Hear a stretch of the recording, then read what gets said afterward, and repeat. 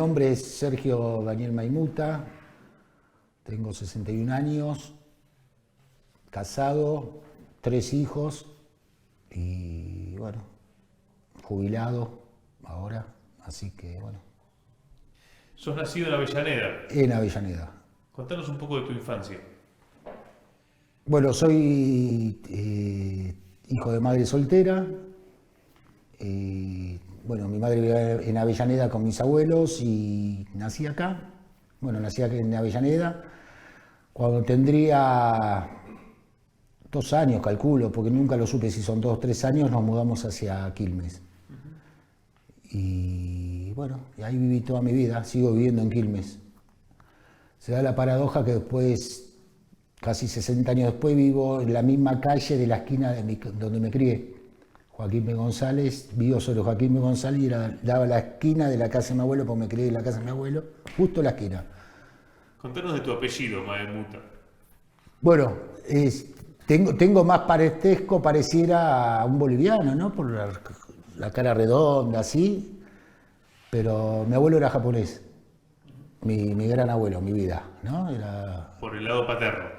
materno. Ah, materno. Materno. Yo sabía que mi padre, que no conocí, también era, hay toda una cuestión familiar ahí, de que cuando mi mamá quedó embarazada, no se ve que de la familia de mi padre no quisieron reconocer, bueno, tanto es así que después, muchos años después, me enteré que lo habían enviado a Japón, lo mandaron a Japón antes de que nazca yo. Y bueno, después se perdió todo. ¿Y nunca supiste nada de tu papá? No, sé que se murió y bueno, nada más. Después, muchos años después, como son las cosas, ¿no? Con mi primera mujer, con Viviana, la madre trabajaba, tenía la concesión del buffet del Colegio Nacional de Avellaneda, que está sobre Belgrano. Y una vez me preguntó si yo conocía a una chica, esta que el otro, porque ella, hablando en el buffet con las profesoras, todo, le dijo que tenía uno que tomó Malvina, Maimuta, esto que el otro, y una chica le dijo, sí, yo lo conozco, esto que el otro. Y terminó siendo la hermana de mi papá. No puedo decir mi tía porque no tengo trato, ¿no? Muchos años después. Pero nunca tuve la intriga de saber, de averiguar, de conocer. Entonces, bueno, el apellido es el de tu mamá. El de mi abuelo, sí, materno. Materno. ¿Y con la comunidad japonesa hubo algún vínculo? Sí, cuando era chico, sí.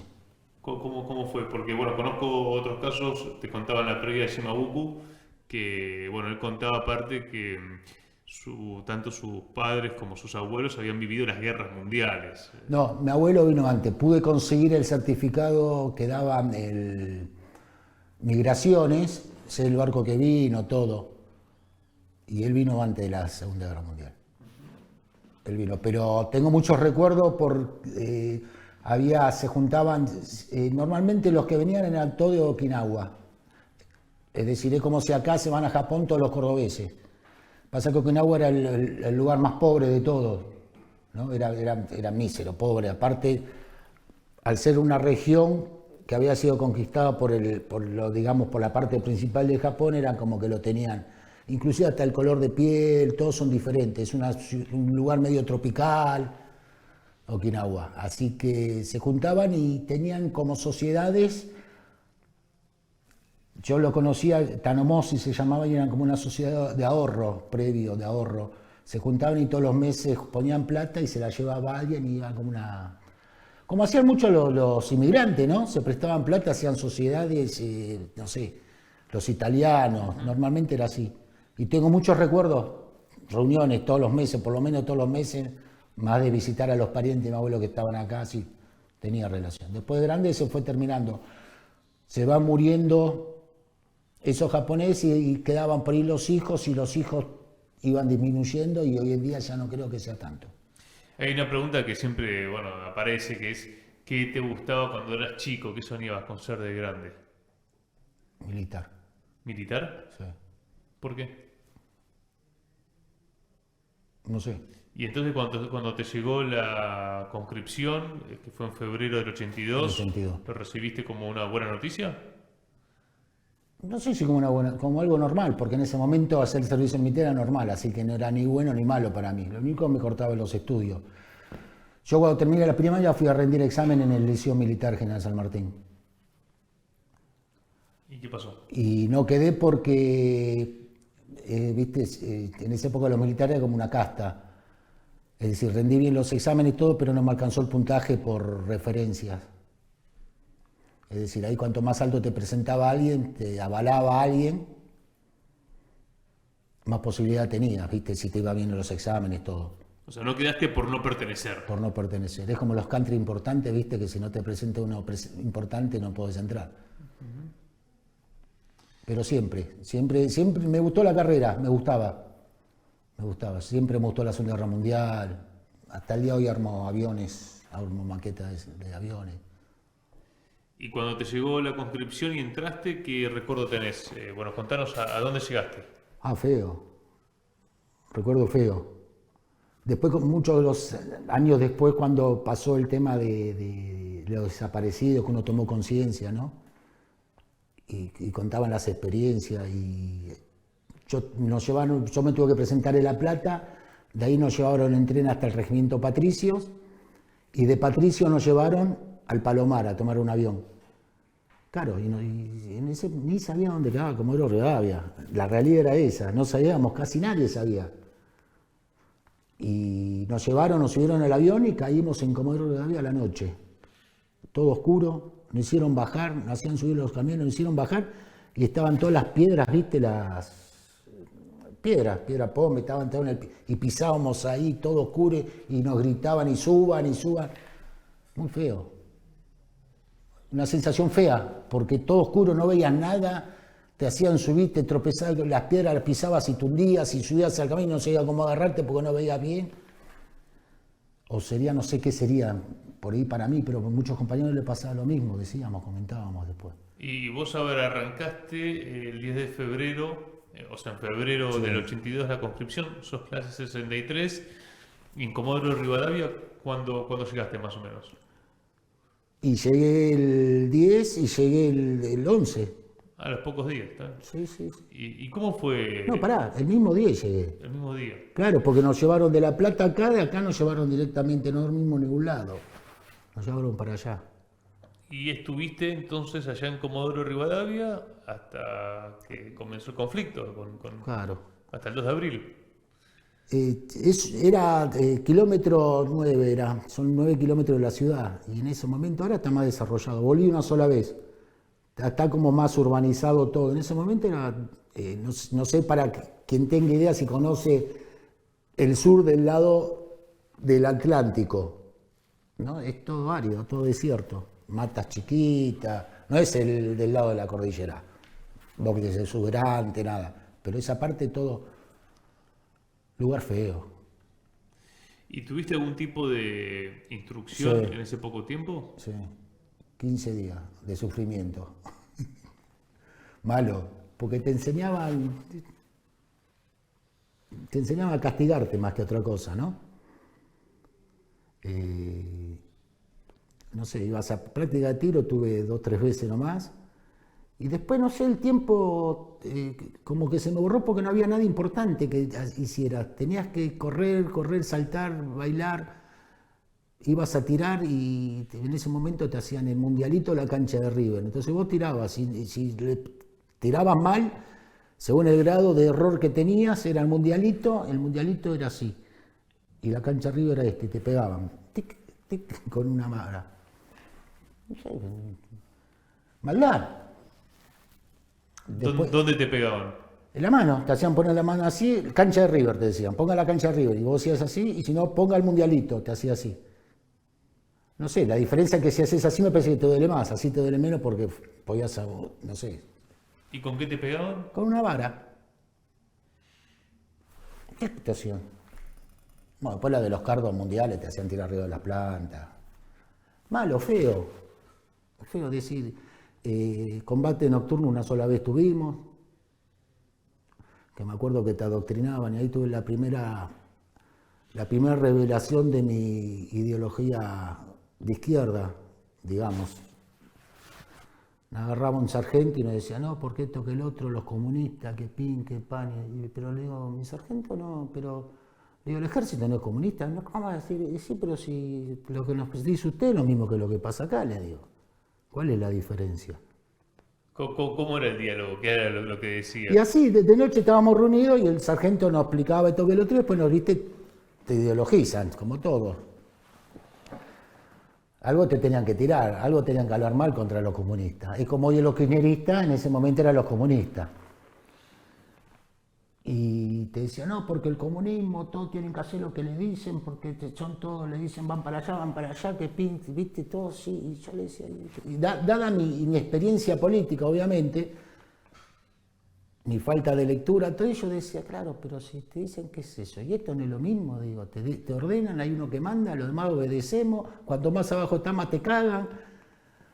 Y le digo, pero no es así, no, pero usted está diciendo barbaridad, el ejército argentino, que la patria, que defendemos, que bueno.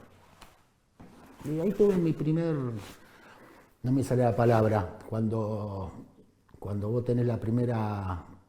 La revelación. Revelación. Si tiene otro nombre, no me sale la palabra.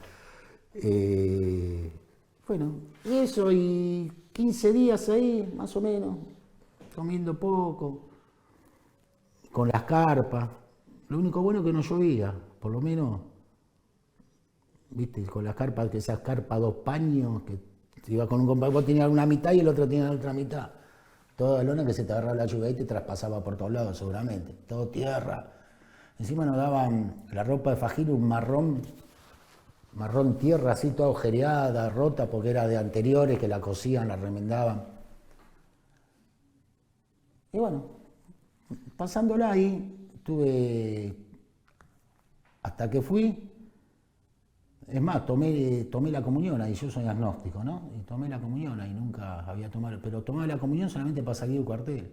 Los domingos ir a la iglesia, ¿viste? Entonces yo cualquier cosa nos llevaban al barrio militar caminando, por lo menos salía. Si te quedabas dentro del cuartel tenías que limpiar, Y estuve todo febrero, todo marzo, y no podía salir, ¿viste? Había francos, pero no podía salir porque mi familia no me podía mandar plata. Estabas en Comodoro Rivadavia, tenés que mandarte plata para el hotel, para la comida. Y no podía, me pasé 2 meses ahí. Tu familia, vos decías que estabas con tu mamá y tus abuelos, ¿no? Sí, yo vivía con mis abuelos, mi mamá no vivía con nosotros, me criaron mis abuelos. ¿Tu mamá de qué trabajaba? Y mi mamá trabajaba, no sé, en casas, pero no vivía con nosotros. ¿Y tus abuelos? Mi abuelo tenía la tintorería. La tintorería, que vos trabajaste ahí hasta... Ayudaba, trabajaba, planchaba, lavaba. Lo que podías hacer a los 17, 16 años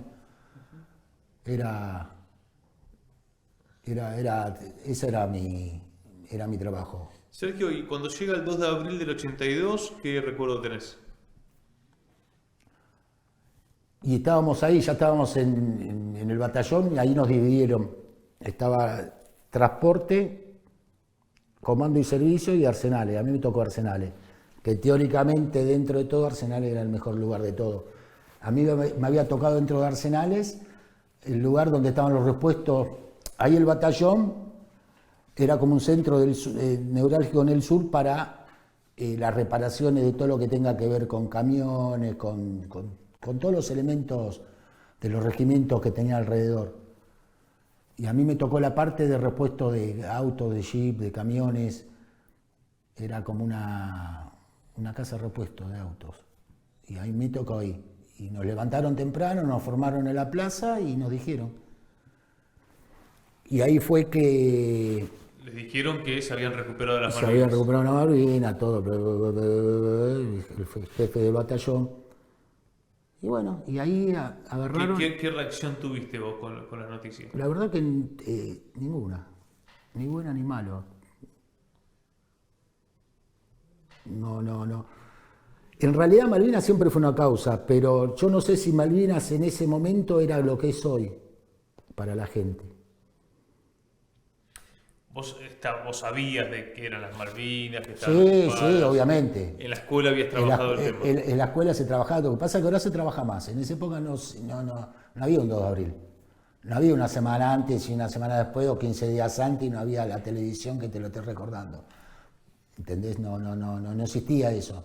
Entonces no sé hasta qué punto estaba tan arraigado como está ahora. Ahora cualquiera que te habla no sé, yo voy al supermercado y le doy para pagar el documento y el documento te figura, ¿viste? Malvina, te felicito, bueno, no sé si felicitarte, ¿viste? Te lo dicen hoy. En ese momento era en Argentina, la queríamos todo, pero no había esto que hay hoy. Me parece a mí, ¿no? Por ahí es una visión personal. Bien. Yo no tengo el recuerdo de que la escuela venga alguien a hablarnos específicamente de Malvinas. Y no, normal, nada, bien, viva la patria, ¿no?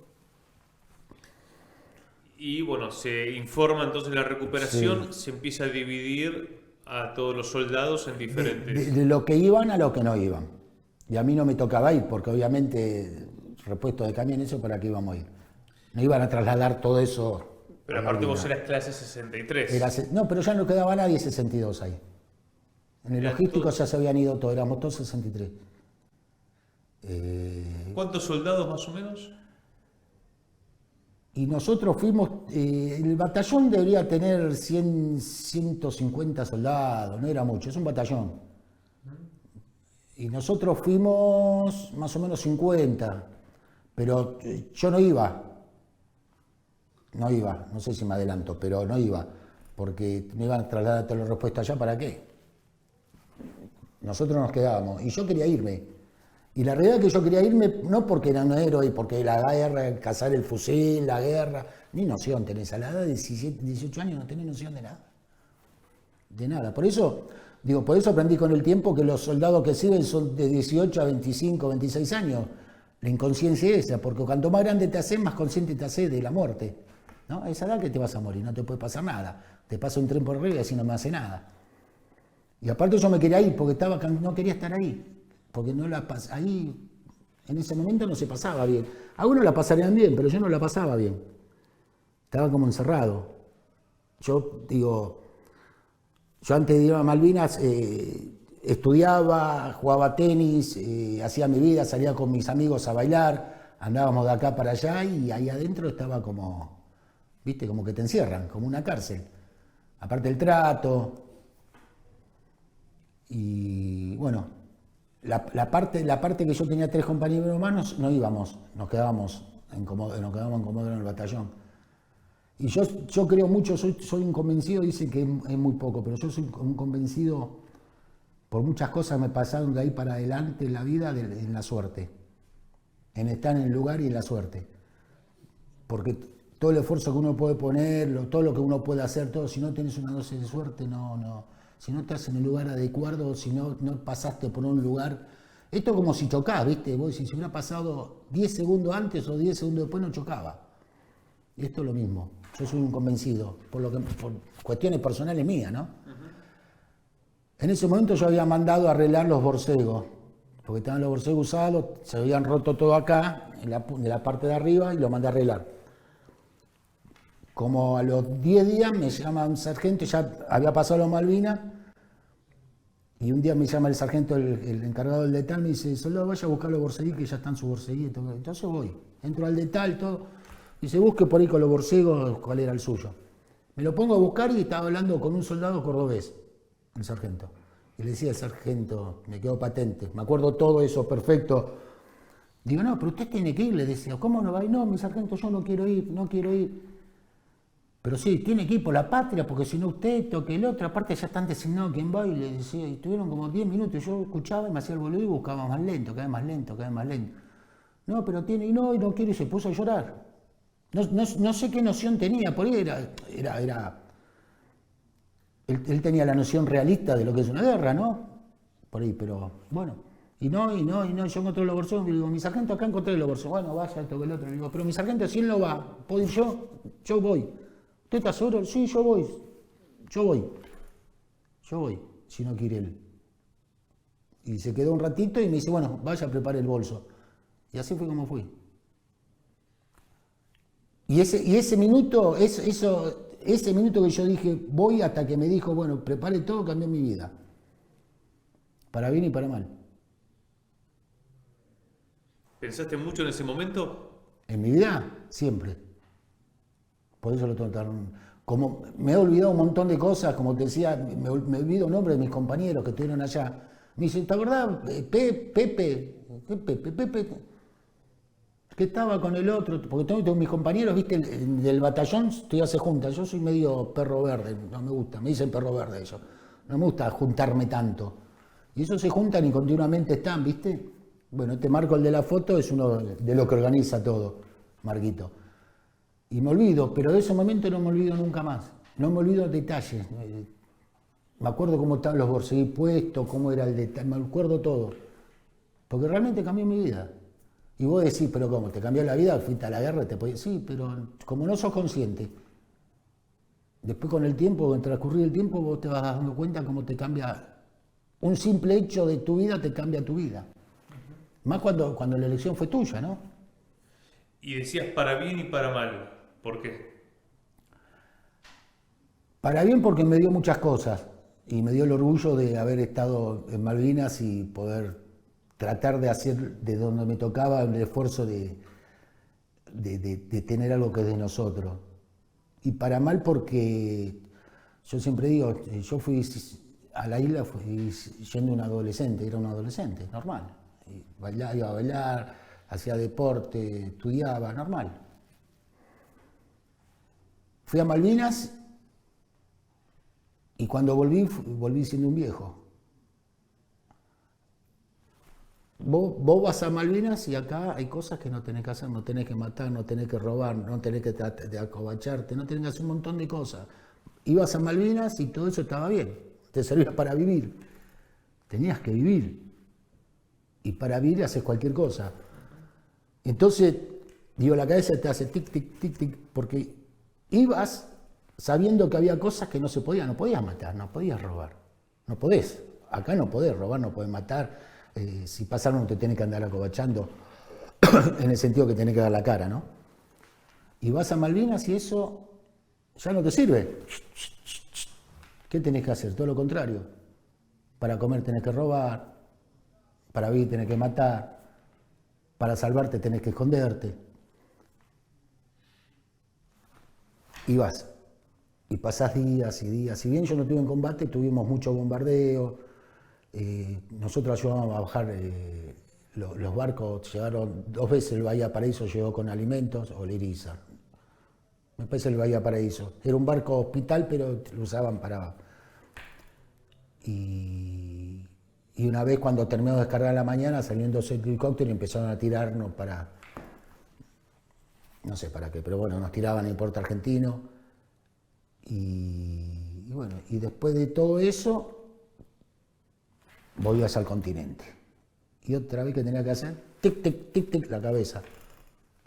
No tenés que matar, no tenés que robar, no tenés que esconderte. Entre varias cosas, ¿no? Y después volver a la vida civil. Te toca quedarte un amortiguamiento, yo decía, dentro del cuartel. Nos tuvieron ahí, separados de todos los demás soldados que se habían quedado, separados. No sé, estábamos locos, no sé. La primera vez que comí carne en ese cuartel fue cuando llegamos de Malvinas, que nos hicieron un churrasquito y nos dieron un churrasquito.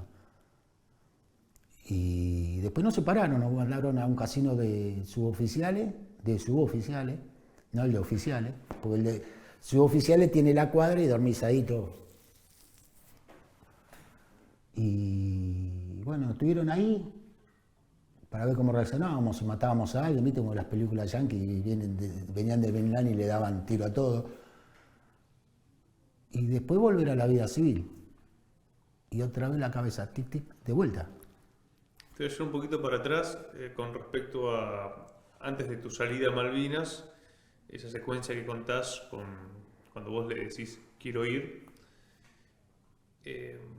¿Pudiste despedir, digamos, tu familia se enteró? ¿Qué pasó con tu Cuando iba para el aeropuerto, en el aeropuerto uno llamaba a la familia y en esa época tener teléfono no era fácil. En las casas no era fácil. Y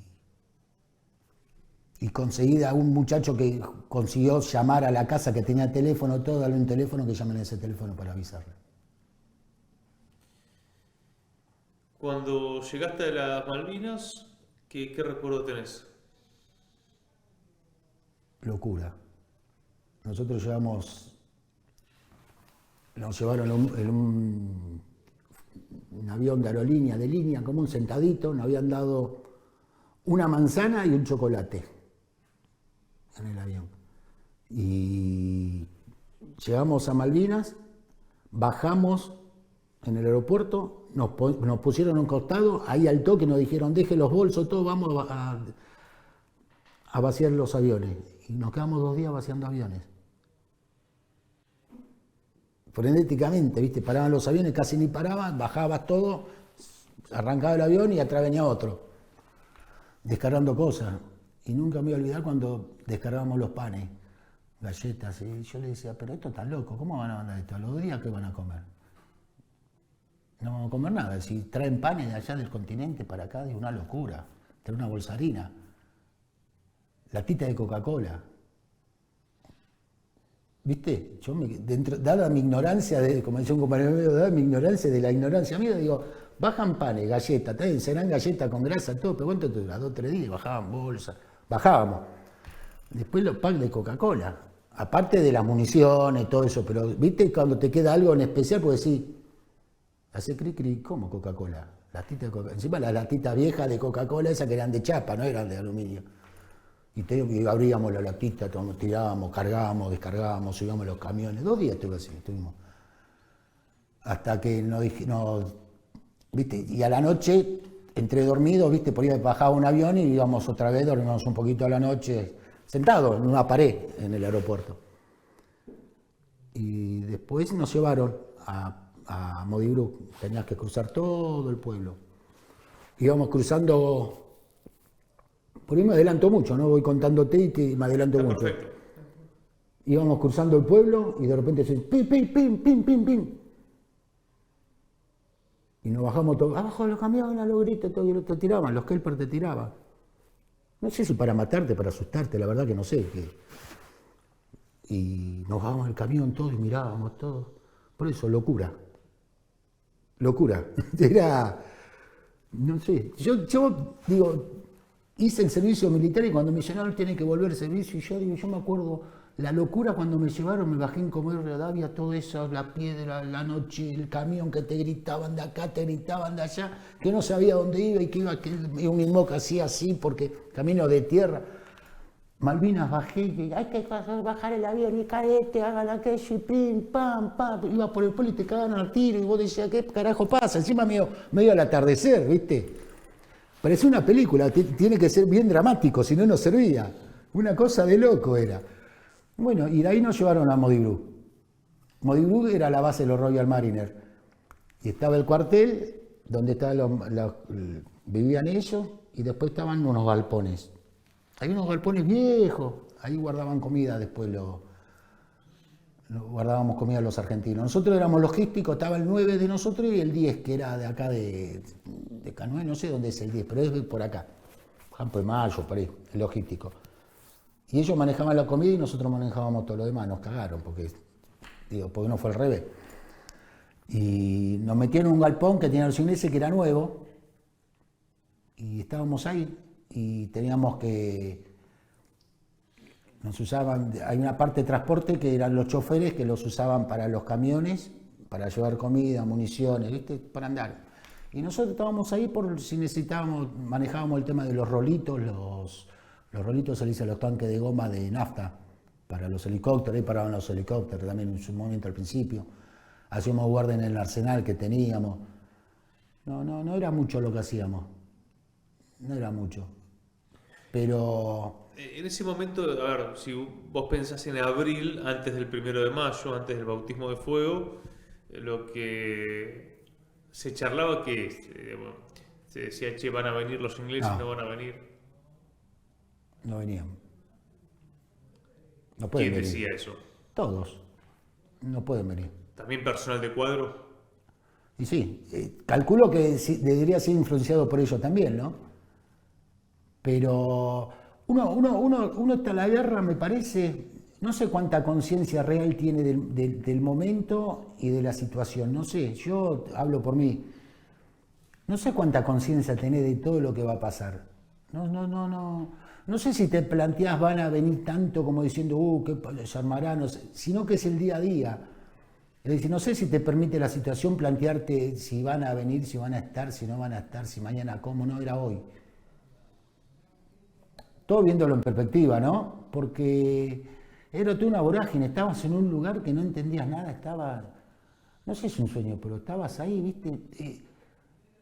Me acuerdo las veces que yo fui al pueblo, te dabas cuenta que no estabas en la Argentina, estabas en otro lado. Pero estabas en otro lado, no era nada, el olor. Yo tengo muchos recuerdos olfativos tengo. ¿Y a qué olía? A Malvinas. ¿Viste esos días de humedad y lluvia? Mucha lluvia, esa lluvia tenue, finita, que te embarra todo, es decir, no moja, pero jode, ¿viste? Es así que vas caminando por ahí, te metes la pata porque hay un barro, la calle tiene eso, el olor ese. Acá no se nota, pero hay de la tierra, no sé cómo explicarte, un olor muy particular. Y no sé cuánto vos te podés dar cuenta. Van a venir. Mucho viento también, ¿no? Al principio no, vientos hay más adelante, después hay más viento. Es como el Comodoro que el viento empieza en septiembre, ¿viste? Pero sí, empezaba el frío. Y hablábamos, mucha guardia, al pedo, pero mucha guardia, ¿viste? Los militares te hacen hacer cosas al pedo, pues la tenés que hacer. Como decía el general, hay que ir a la casa de gobierno a las 5, ¿para qué viene a las 5 de la mañana? No sé, al pedo, pero hay que estar, ¿viste? Claro, hay que estar. Y el lugar era todo. Modibrug era raro, ¿no? A mí me pasó una cosa. Bueno, después te la cuento si querés, pero me pasó una cosa risueña. Nosotros teníamos.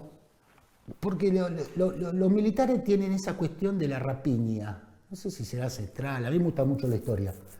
Y, ¿viste? Y todos los ejércitos que conquistan a un territorio rapiñan, se llevan. Y este era cómico, porque revisaban todo el cuartel de Modibrug, todo de los ingleses, han sacado muñecas inflables, revista pornográfica, todo. Entonces los militares como una noche de los libros nazis, producieron todo en una pira así, y nos dicen, esto hay que quemar esto, porque miren cómo eran los ingleses, como depravados, como que eran inferiores porque miraban pornografía y tenían muñeca inflable, claro, si no eran mujeres, ¿qué vas a hacer? Y lo quemaban, ¿viste? Yo hago muchas alegorías, cosas históricas, porque me gusta mucho la historia. A veces parece que no, pero es lo mismo. Y nosotros estábamos cuidando un lugarcito así que tenía minas antipersonal, antitanque, no sé para qué, y había cosas de los ingleses que los milicos iban acumulando ahí, iban acobachándose ahí, con cajones, todo y todo el otro, para guardárselo y llevárselo. Y lo mandaban al continente. Le ponían el nombre todo y el avión que venía lo devolvían al continente con el nombre de ellos, todo. Y yo tenía un amigo mío, el gallego, Hermida, que era acá de Quilmes, que antes de la guerra nos habíamos conocido porque él estaba de novio con una chica y yo estaba de novio con la vecina. Y nos encontramos allá. El gallego Hermida. Hermida, él estaba en el 7. No me iba a la compañía, pero estaba en el 7. El Regimiento 7 de Infantería. Sí. Y Modibrug estaba acá y él creo que estaba en las Dos Hermanas, o Montequén, no sé, estaba a 4 kilómetros de nosotros, de la posición de nosotros. Y una vez viene buscando comida y yo estaba haciendo guardia en ese lugar. Y hablando, esto que el otro, y había un sombrero. ¿Viste cómo esos sombreros? Pero se encuentran en Malvinas porque vos estabas... Porque yo estaba haciendo guardia y él aparece buscando comida, porque era el lugar que estaba guardada la comida. A veces podía robar algo, garroñar algo. ¿Esto ya en mayo, ya iniciado? No, antes del primero. Antes del primero. Antes del primero. Sí, porque nosotros el 2 de mayo nos movimos. Y estaba ahí, gallego, todo el otro, bueno. Y yo estaba ahí, y había un sombrero, ¿viste esos sombreros africanos blancos, ingleses blancos? Sí. ¿Viste? ¿Te ubicás cuál te digo? Hermoso, sombrero lindo, vos lo ves en todas las películas, querías uno. Y me dice, che, Japo, me dice, qué bueno los sombreros. Me dicen Japo toda mi vida, en todos lados hoy en día. Japo, qué buen sombrero, esto que el otro. Me dice, me lo llevo, me dice, llévatelo, gallego, qué sé yo. Mientras no te lleve una mina, llévatelo lo más. y se lo llevó. En eso aparece, después, no me acuerdo si ese día o el otro día, aparece el teniente primero Bergunián. Bergunián, mamita querida. Bergunián. Bergunián. Y hay compañeros que le hablan todavía. Mala persona. Y me dice, sargento, y me dice, soldado, dice, esto que el otro, grandote, ¿viste? En el sur en esa época había muchos que lo mandaban castigado. Cuando eran grados lo mandaban castigado, salvo excepciones, la mayoría eran castigados al sur. Y más en ese lugar, ¿viste? Que no te mandaban a Bariloche, castigado te mandan ahí a Cabunco, lugares de mierda. Me dice, soldado, acá hay un sombrero blanco, esto que el otro. Le digo, sí, mi teniente primero, le digo, yo se lo llevo un amigo, no me acuerdo, un amigo, un soldado, no me acuerdo. Dice, ¿cómo va a ser eso? Esto que el otro, y a los gritos, esto que el otro. ¿Por qué crees que me mandó todo allá para ir a buscar el sombrero? Una locura. No sabía si era campo minado, no sabía una mierda y te mandaba. Con ese también tuve otros inconvenientes. Y me mandó, y lo fui a buscar, tuve que ir a buscar el sombrero. Cruzando el monte hasta allá, no sé cómo de pedo, no sé, tenía un GPS interno que lo ubiqué a dónde estaba de pedo. Y porque era más o menos conocido, ¿no? Imagínate, hay más de 100 personas, 100, 150, 100 personas, vos vas a buscar algo. Aparte distribuido, no era que estaban todos acá. No era como nosotros estábamos de Brugge más o menos, no. Eso estaban desperdigados porque cubrían posiciones. Y bueno, y esas cosas pasaban. Y vos decís, cuando me preguntás, pero por ahí se idealiza que uno está pendiente, ¿no? El armamento, que esto, que... Y son cosas cotidianas, cosas de todos los días que vos decís, no puede pasar una guerra esto, ¿cómo es esto? Y bueno, y ahí pasamos hasta el 1 de mayo. Con este teniente Bergunián.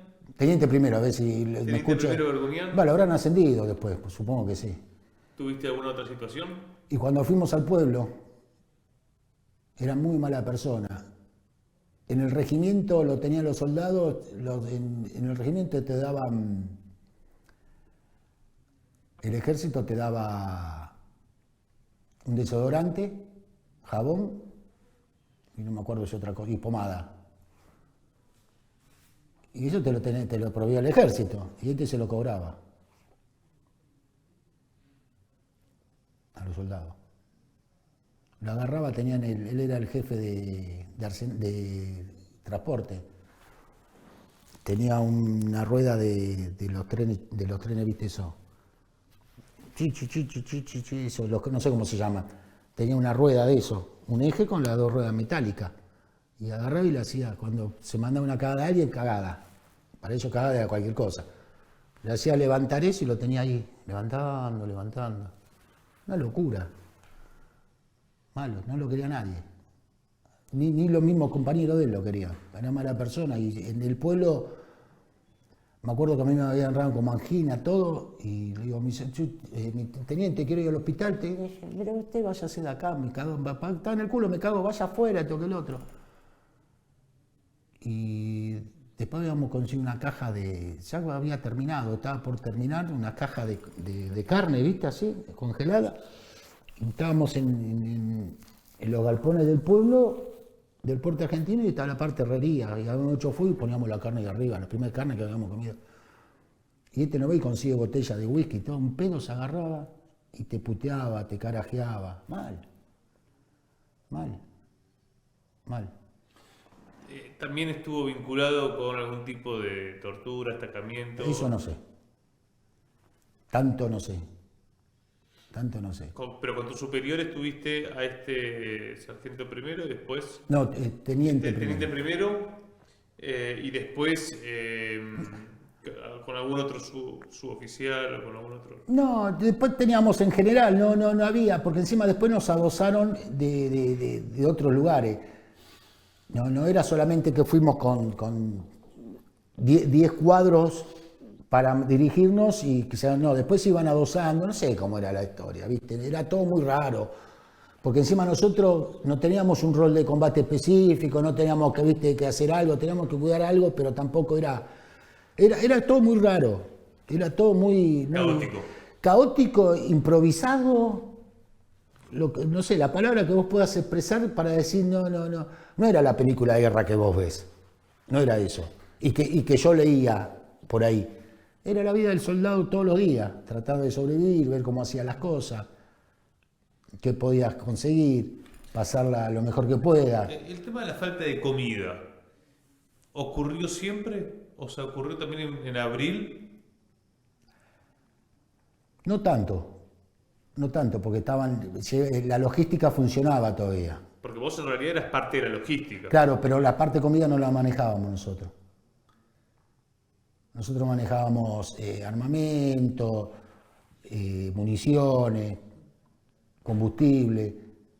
Por ahí a veces sí nos traían comida, cocinaban, los cocineros de nosotros cocinaban y se lo llevaban al frente, la comida.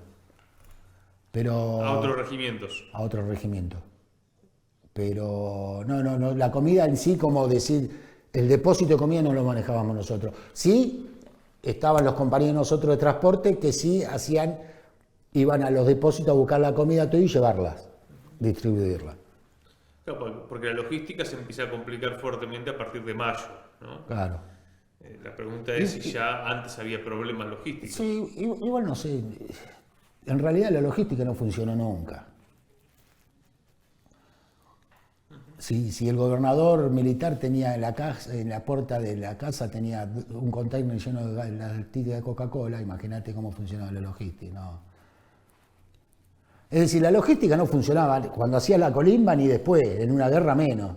Nosotros, estando en el sur, tenés que comer 2 o 3 veces por semana carne, por el tema del frío, todo. Yo comí una sola vez carne. Después comí 2 veces, no, una vez me dieron asado, unos huesos de asado con un pedacito de carne así.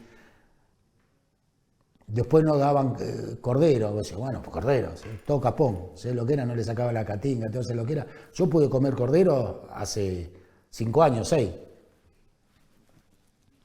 El cordero, capón, encima no le saca la catinga, ¿viste el cordero? Hay que sacarle la catinga, que es una glándula que tiene, que si se revienta te agarra la carne todo y todo gusto a podrido.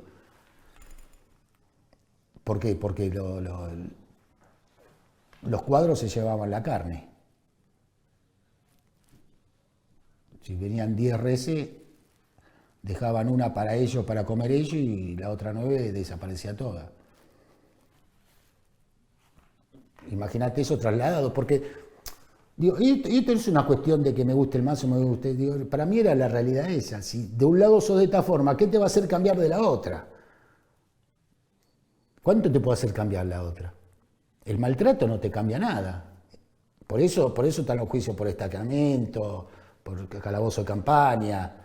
A mí me tuvieron toda una noche bailando porque dijeron que me quedé dormido. Sí. En un lugar que yo estaba custodiando así, cuando veo quién es no le digo nada. Y me dice, usted estaba dormido, que no dijo hasta quién vive, pero si lo vi que era usted, como un lugar, aparte un lugar entre 2 galpones que vos decís, si vienen los ingleses acá no sé qué van a cagar nomás, porque otra cosa no pueden hacer ahí. Y me tuvieron toda la noche bailando, toda la noche bailando.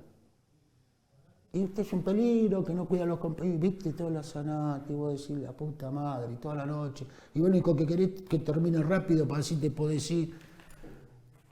Y entonces, ¿qué va a cambiar? Si la logística donde vos estabas tranquilo, toqué el otro, no funcionaba porque se choreaban, acá no se chorean, pero ¿cuánto mejor puede ser? Llega el 1 de mayo. ¿Qué recuerdo tenés? Estábamos ahí en Modibrook. Nos levantan antes del amanecer, casi amaneciendo, y nos dicen alerta roja, alerta de bombardeo. Y nos pusieron en las posiciones, habíamos tenido eso me había olvidado, habíamos hecho unas posiciones, rudimentarias, todo. Y a mí justo me tocó, esto en Modibrook, ponele, acá estaba el río que tenías que cruzar, riacho ese, y habíamos cavado 2 posiciones, así. Y a mí justo me tocó de este lado, que era justo derecho hacia la bahía que veías el aeropuerto, justo. Y bueno, y empezó el bombardeo. Y ahí tomás un poquito más de noción de lo que era, cuando sentías las bombas. Cuando sentías las bombas. Y veías y sentías las antiaéreas, el caos, a los gritos. Y mirando, era como una película de cine, estaba sentado así, miraba. Todo mojado, con el fusil, ahí atento, mirando, ¿viste? En esa época veía mejor que ahora, así que veía mucho mejor, mucho más. Y bueno, mirando como una película de cine. Decías que estabas mojado, digamos, Y ya... porque estabas en el pasto. Lo que era pasto, ahí, tierra. Vos calculás que a la noche caía un rocío. Era plena mañana, apenas deslumbraba un poco el sol. Apenas. ¿Frío se pasó durante todo el tiempo o a partir de un momento en particular? Ahí no tenía frío. Yo, en realidad, frío no puedo decir que pasé. Sí tuve principio de pie de trinchera, que tuve 2 días en el hospital, con principio de pie de trinchera. Pero frío, decir, me congelo, no. Sí me pasó, bueno, pero esto cuando lleguemos a la parte que nos trasladan. Después el 1 de mayo, el 2, el jefe de lo que sería el destacamento ese, del logístico, nos hace retroceder. Bueno, de acá no vamos a ir porque no sé qué, primera línea. No sé si era una cuestión realmente de logística para trasladarte, para cuidar todo, o era porque tenían miedo y iban retrocediendo. Porque ahí, de ese lado, hasta que llegaron los ingleses, tardó bastante. No era que al otro día estaban viniendo los ingleses a 2 kilómetros. No había ni desembarcado todavía. Y el 2 de mayo nos trasladan a la calera esta, que era un lugar a la orilla de la entrada. Nunca sé qué es la entrada. Bueno, yo le doy entrada de mar ahí. Quedaba Puerto Argentino, acá estaba YPF y acá estábamos nosotros. Y era una excavación que lo usaban para sacar tundra, para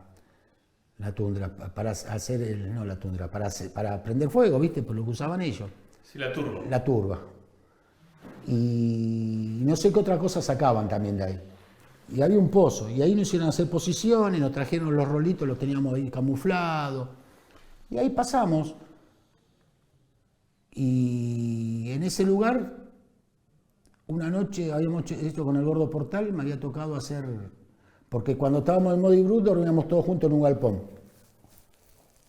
Y cuando fuimos ahí teníamos que juntarnos con otro más por el tema de la manta, ¿viste? Y ahí tenemos que hacer pozo del zorro. Y habíamos hecho un pozo del zorro arriba.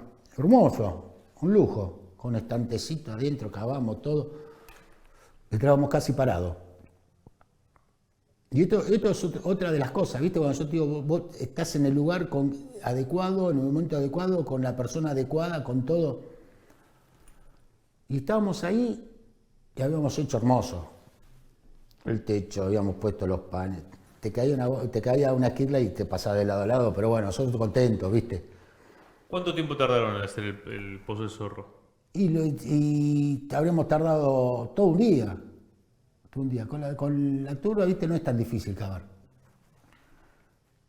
Lo único que jodido no era una pala común, pero la mínima esa que, ¿viste? Chiquitita. Pero cavamos, con el gordo cavamos. Y habíamos hecho una entrada, hermoso, todo lindo, ¿viste? Habíamos conseguido una madera para el techo, ahí arriba poníamos la turba, ¿viste? Los pastitos y mirábamos adentro. No sé, sería una cosa así de ancha, de acá ahí, de ancha y alta, sí, ¿viste? Bastante alta. Y acá al costadito habíamos hecho como una repisita. Coqueto, ¿viste? No sé, teníamos tiempo. Y una noche estábamos con el gordo, teníamos todos los bolsos, todo adentro. Y allá abajo estaba un boludo, ¿no? Porque un sargento, no sé qué carajo era, no me puedo acordar. Había como una casilla ahí, pero allá abajo. Que cualquiera, si llega a llover ahí abajo te inunda. Cualquiera, y estaba de asistente, no, debería ser un oficial, porque estaba Ariel. Y estaba Palumbo, Ariel, que uno de Quilmes, que lo habíamos conocido ahí en Comodoro Rivadavia cuando habíamos llegado. Y él estaba en servicio. Y sentimos, Japo. Digo, ¿qué pasa, Ariel? Dice, déjame entrar, que nos inundamos todo abajo, tocó el otro.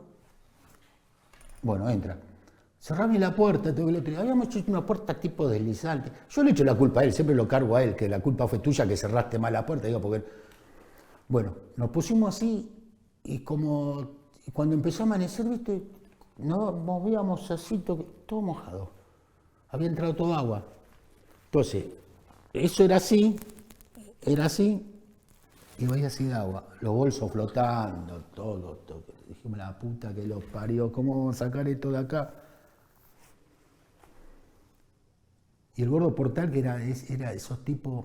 Fue el primero que volvió del batallón de nosotros, el primero que llegó a Comodoro Rivadavia. El primero que había llegado del batallón fue él solo. Lo recibió el obispo, lo recibieron todo, fiesta, bueno. Me dice, no, me dice, Japo, dice, Maimuta, me dice él. Maimuta, dice, acá, dice, bueno, Gordo, vamos a tener que cavar otro pozo por otro lado, pero ¿dónde? Si están las posiciones, toque el otro. Dice, para, yo ahora vengo, me dice, voy a ver, dice, voy a buscar algo. Se fue. Pasó un camión, me dice, subió al camión y se fue. Pero mirá lo que son, ¿no? Yo te lo cuento y parece una película de Fellini, surrealista parece. Y volvió como no sé, serían las 3 de la tarde, y ya a las 5 o 6 anochecía. Volvió como a las 3, 4 de la tarde. Bueno, pará, vení, Maimuta, vení, ayúdame, toco el otro. ¿Podés creer que consiguió como unas mesas? Con unas patitas cortitas así, sacamos el techo, la pusimos y quedaba perfecto. Vos decís, no, está haciendo un chiste. La metimos así. Y era así eso, entonces me quedaba acá y el agua quedaba abajo. Y ahí dormíamos, entonces de noche ya ni para mirar salíamos, dábamos vuelta y me dábamos dentro del agua. Pero una locura, ¿viste esas cosas? Y todo eso me fue quedando, el Gordo Portal ya murió. Pero después salía y iba a buscar comida. Y siempre venía con algo. A ver, para volver al tema de la trinchera, claro, subía el agua, ¿no? De noche. No subía el agua porque estábamos altos. El tema es que llovía. Y esa noche cuando se nos inundó llovió como la puta madre. ¿Viste? Llovió como la puta madre y entró agua por... Claro. Entonces pusieron como una... Como una mesa con las patas cortadas, pero de madera... De madera común, ¿no? Sí, tipo pallet, digamos. Claro. Se ve que era de algo que transportaban ahí algo. Pero el Gordo la consiguió. Aparte no solamente el camión que se fue, sino después que alguien te la traiga. No es que me dijo, che, me gusta, vamos que acá 2 kilómetros tengo tal cosa guardada. No, se la trajo el camión y se la dejó ahí. El famoso Argentina no lo entenderías. Pero increíble, pero aparte el Gordo se iba y se voy a buscar. Una vez trajo membrillo, una vez trajo azúcar y trajo la lata y trajo la bolsa de leche en polvo. Otra vez trajo lata de... Sí, me volvía. Increíble. Y me lo puso Dios. Si uno creía, me dice, me lo puso Dios para que me cuide. Traía la leche, ahí sí pasábamos con la comida. ¿Cómo es el nombre del Gordo? ¿Cuál es? Portal. Pero ya murió el Gordo. ¿El nombre? Yo no me puedo acordar el nombre. Así que vos decís que Dios te puso el Gordo Portal. Si fuera creyente diría que sí. Yo digo que la suerte. Y por lo que te cuento es increíble. Vos decís, no puede ser, está mintiendo. No, fue así. Fue así. El Gordo busca vida. Te estoy diciendo, él fue el primero, nosotros no habíamos salido en Malvinas y ya estaba en Comodoro Rivadavia. Estaba en Comodoro Rivadavia. Se escapó y se fue. ¿Cómo carajo haces para subirte a un barco, a un avión para que te lleve, te traiga? ¿Cómo hacés? Solos. O sea que él volvió a Comodoro seguramente como herido, me imagino, si se fue antes. No, porque hubo un momento que podían, antes que termine, podían salir aviones todavía. No sé si para herido, no sé para qué, pero había, y él se subió a uno de esos aviones. Divino el Gordo, divino. Vos lo ves y decís, no, pero este conseguía. Buen compañero, aparte buen compañero. Y después las cosas cotidianas, todos los días. Yo una vez, la mejor trompada que recibí en mi vida me la di a un cordobés por una cuchara. ¿Viste? Tal robo. Todos tenemos lo mismo, pero siempre falta algo. ¿Viste? Todos tenemos lo mismo. Es como que nosotros tenemos una cuchara, un tenedor, todos tenemos, pero no sabés cómo a vos te falta una cuchara. ¿Para qué? Si yo tengo cuchara, él tiene cuchara, ¿para qué falta una cuchara? Y no sé si me cargaron la pila o no sé qué, y lo fui a encarar a un cordobés que me dijeron que la tenía, o yo sabía la cuchara, esto que el otro, un cordobés grandote. Pues nosotros éramos de Buenos Aires, de acá de Gran Buenos Aires, cordobeses y chatos los de Comodoro éramos. Viste, te van llevando. Y el cordobés agarró y esto que el otro, y esa trompada en cámara lenta que nunca más me pasó, por suerte, y me hizo así. Y me pegó la trompada acá. Bueno, la cuchara te la podés quedar, necesitas algo más, ¿viste? Porque por una cuchara. Y era eso, y estábamos al pedo todo el día. En realidad estábamos al pedo todo el día. Como le pasaba a la mayoría hasta que empezaron a venir. Pero No éramos los héroes que salíamos a hacer, no sé, investigación. No, estábamos ahí, ver la forma del día a día, pasarla y tratar de no estar mojado. Otra vez me pasó ahí mismo, a un costado había un camión. Yo soy hincha de Quilmes y ahí escuchábamos la radio.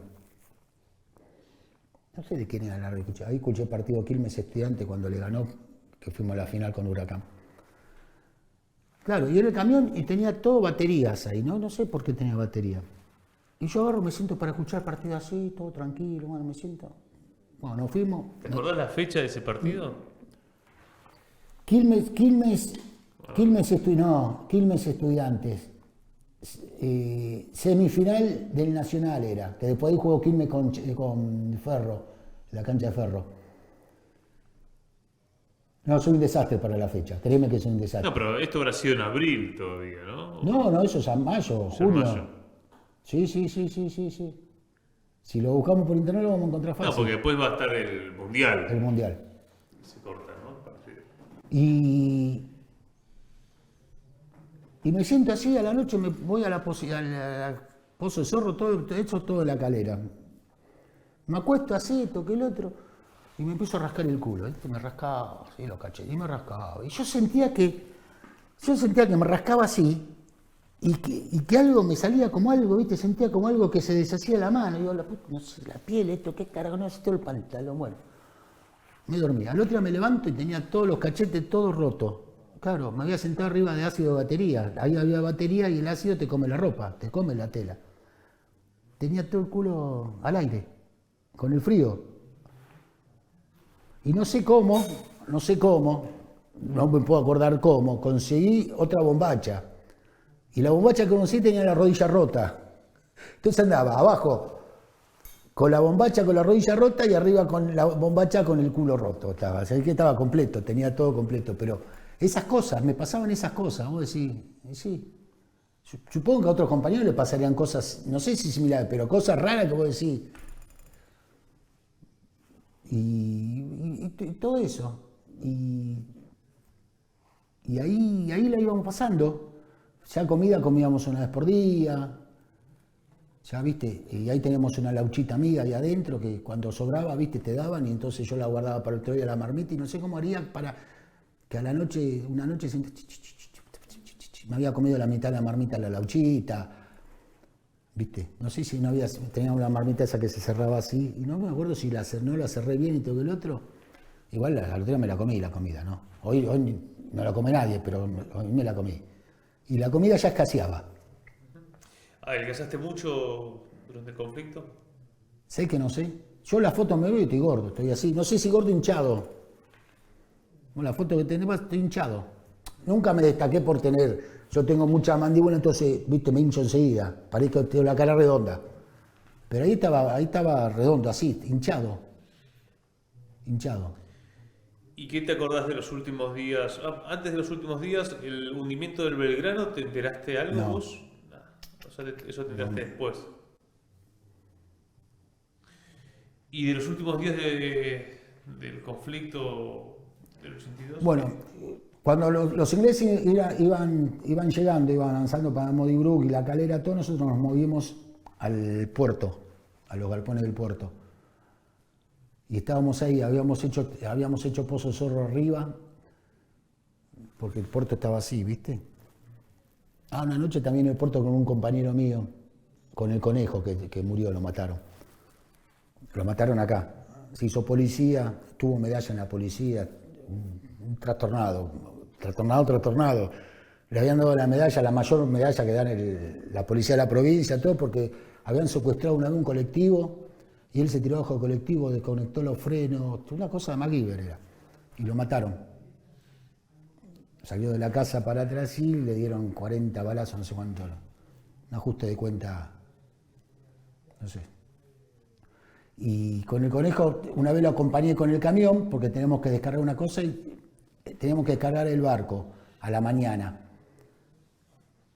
Y nos quedamos, y el puerto era así, ¿viste? Donde estaba el espigón, venía una calle así y bajaba.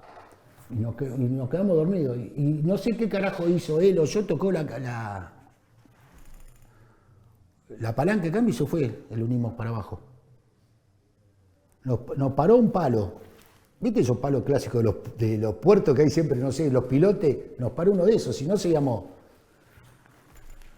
Ese con el conejo. Y bueno, y estábamos en el puerto y ya veíamos que la cosa estaba grave.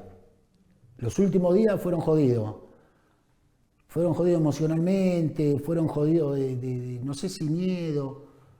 Ya habíamos hecho posiciones arriba y habíamos conseguido unas chapas y habíamos puesto arriba del puerto, arriba, atrás del puerto. Habíamos hecho pozo de zorro, sino para hacer guardia de ahí. Habíamos conseguido chapas, ya estaba todos los días llovía, llovinaba, había caído nieve. Viste, ya estaba. Parece esas cosas que vos decís, no, acá ya se termina, ya esto, más que esto, ¿qué más? Ya está mal, llovía, nieve, llovina, mojado, no comía, viste, más que eso, ya. Y me acuerdo que bombardeaban y que caían las esquirlas arriba de la chapa y arriba del asfalto, del betumé que había, estaba mojado y hacía pss, pss, las esquirlas. Estábamos medio lejos, pero caían hasta ahí. Y ahí fue que vi a los primeros que empezaban a bajar de los montes, empezaban a bajar y pasaban por ahí. Y nunca me voy a olvidar un soldado que vino y me hizo desorbitado, los ojos así desorbitados, cara desorbitada. Y nos dice, ¿dónde vamos ahora? ¿Para dónde hay que ir? ¿Dónde tenemos que ir? ¿Dónde nos tenemos que encontrar? ¿Dónde vamos? ¿Viste así? Y uno que lo miraba y que no vivió eso, decía, la puta, era esto. Y ahí tomé mucha más conciencia de todo. Y los cañones que se sentían, pla, pla, pla, los taladros, los Osman que tenían, tiraban y tiraban, y te tiraban. Y bueno, fue eso, todo un caos, lleno de gente llegando continuamente. Pasaban por ahí, no sabías para dónde ir, nadie sabía qué hacer. Obviamente nosotros soldados, ni los que estaban arriba tuyo sabían qué hacer. Ahí fue que Berunian se consiguió la botella de whisky y se puso en pedo. Y bueno, hasta que llegó la rendición, nos avisaron la rendición, nos quedamos ahí. No me acuerdo si fue un día, después el otro día ya que arreglaron todo, íbamos todos a prisioneros al aeropuerto. El aeropuerto es como una península, ¿viste? Entonces era más seguro cuidarte. Como prisionero te dejaban ahí, te cerraban acá y no podías ir para ningún lado. Y ahí empezamos a evacuar. El puerto era un quilombo el puerto ese, tiraban cosas por todos lados. Ahí se había empezado a correr la bola que los cuadros lo iban a poner diferente, los ingleses. Y se empezaron a ver un montón de tiras en la calle tirada. Tira, ¿viste? El personal de cuadros se sacaba la identificación. Sí. Y ahí nos mandaron al aeropuerto. Y yo había conseguido unas bolsas de raciones. Tenía la mejor ración era la que venían en caja. Después tenías otras raciones que venían en bolsa plástica. Y yo había conseguido, tenía la Duvet. Esa Duvet que tengo ahí, tenía la Duvet. Y me había conseguido como 3, 4 y me la puse acá, ¿viste? Y me la llevaba, todo así, camino al aeropuerto. Y en esa parte que en el estrecho de la península esa donde se estrecha, había un retén en inglés. Entonces te hacían dejar el cinturón, te hacían dejar el sombrero, los cargadores, si tenías armamento ya lo había dejado en el aeropuerto, en el puerto. Y yo, claro, venía así, ¿viste? Y cuando iba dejando las cosas, iba dejando y me ve un inglés, ¿viste? Y me dice, me señalaba. Y yo le dije, food, ¿viste? Me abrí la puerta, así se me cayó todo. El inglés se cagaba de risa, claro. Esto. Y ahí nos llevaron al aeropuerto. Ahí tomé la segunda parte de conciencia porque yo lo había visto cuando estaba entero y lo vi como estaba después. Y vi los estragos de la bomba de 1000 kilos. Iba caminando y me iba metiendo en un pozo y no sabía qué era, y era el cráter de una bomba de 1000 kilos.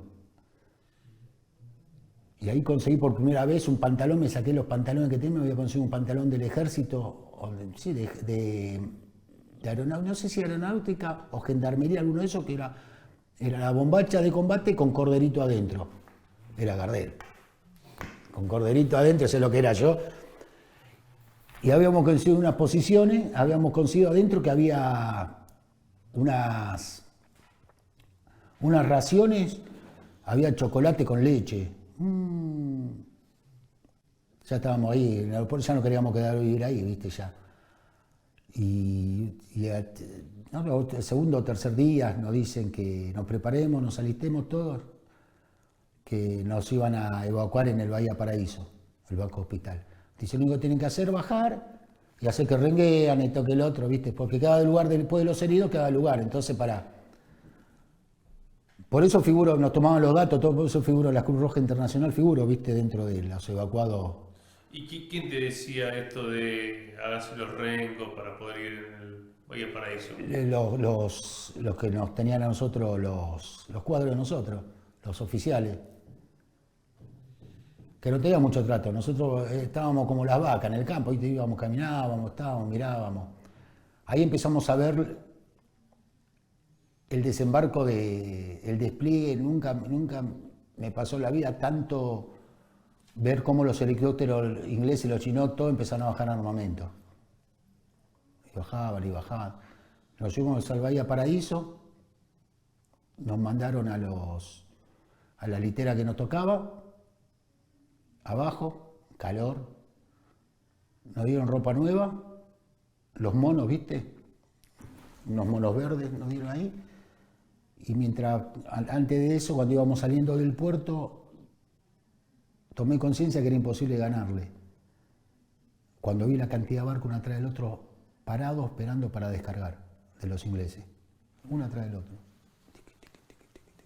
Y los helicópteros que pasaban descargando tanques, descargando esto, descargando el otro. ¿Cómo hacíamos? Y cuando yo tuve una relación normal, a mí me llevaron, cuando estaba ahí en Modibruk, me olvidé de eso, estaba aviación de ejército, los helicópteros, todo. Y una vez me llevaron a dar una vuelta.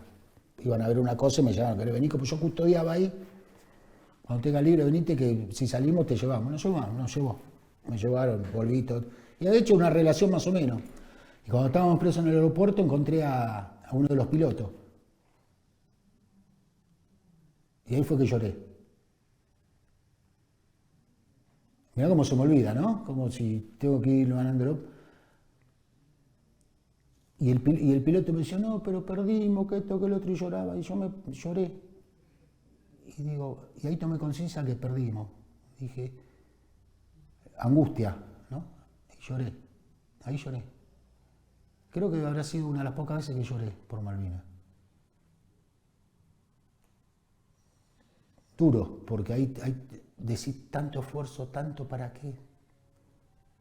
Más allá de que uno no estuvo en combate, ¿para qué tanto sufrimiento, tantas cosas?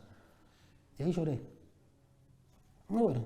Y después de ahí, el barquito, el mar, no podía dormir ahí abajo, me fui a la parte de atrás del barco, me dijo un marino, anda a la parte de atrás que es donde menos se mueve, y de ahí nos fuimos a Punta Quilla.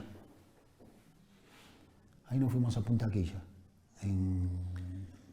Esto del el recorrido en helicóptero que hiciste fue... Porque iban a buscar una cosa, no sé qué iban a buscar. Creo que eso fue en abril, antes de mayo, sí. Antes de mayo. Antes del primero. Con respecto a las cartas, ¿recibiste cartas? Sí. El otro día estaba en la casa de mi tía y todo esto va a quedar, lo digo porque esto va a quedar el día de mañana por ir a un bisnieto, alguien, viste, por ahí lo ve todo esto, seguramente. ¿Las tenés guardadas? Sí. Pero aparte esto que hablo, más allá, viste, las cosas en las casas se pierden, sí las tengo. Y el otro día estaba en la casa de mi tía, que por mi tía me mandaron al sur. Yo tengo un tío que trabajaba en el comando en jefe del ejército en ese momento, antes de Malvinas. Y yo acá, mi tía decía que yo era un vago, que esto, que el otro, que pin, que pan, el marido de Yolanda, mi tía. Y entonces consiguió, dice, no, mejor hay que sacarlo de acá, esto, que el otro, y consiguió que me pueda tocar, viste, en ese momento podías conseguir que te toque acá en Campo de Mayo, que te mande donde quiera, viste. Y no sé cómo consiguió, porque ella siempre tuvo el remordimiento hasta el día de hoy, dice, si te hubiera pasado me muero, y consiguió que me manden al sur, para sacarme de acá, que decía que si no iba a seguir en la vagancia, esto que el otro.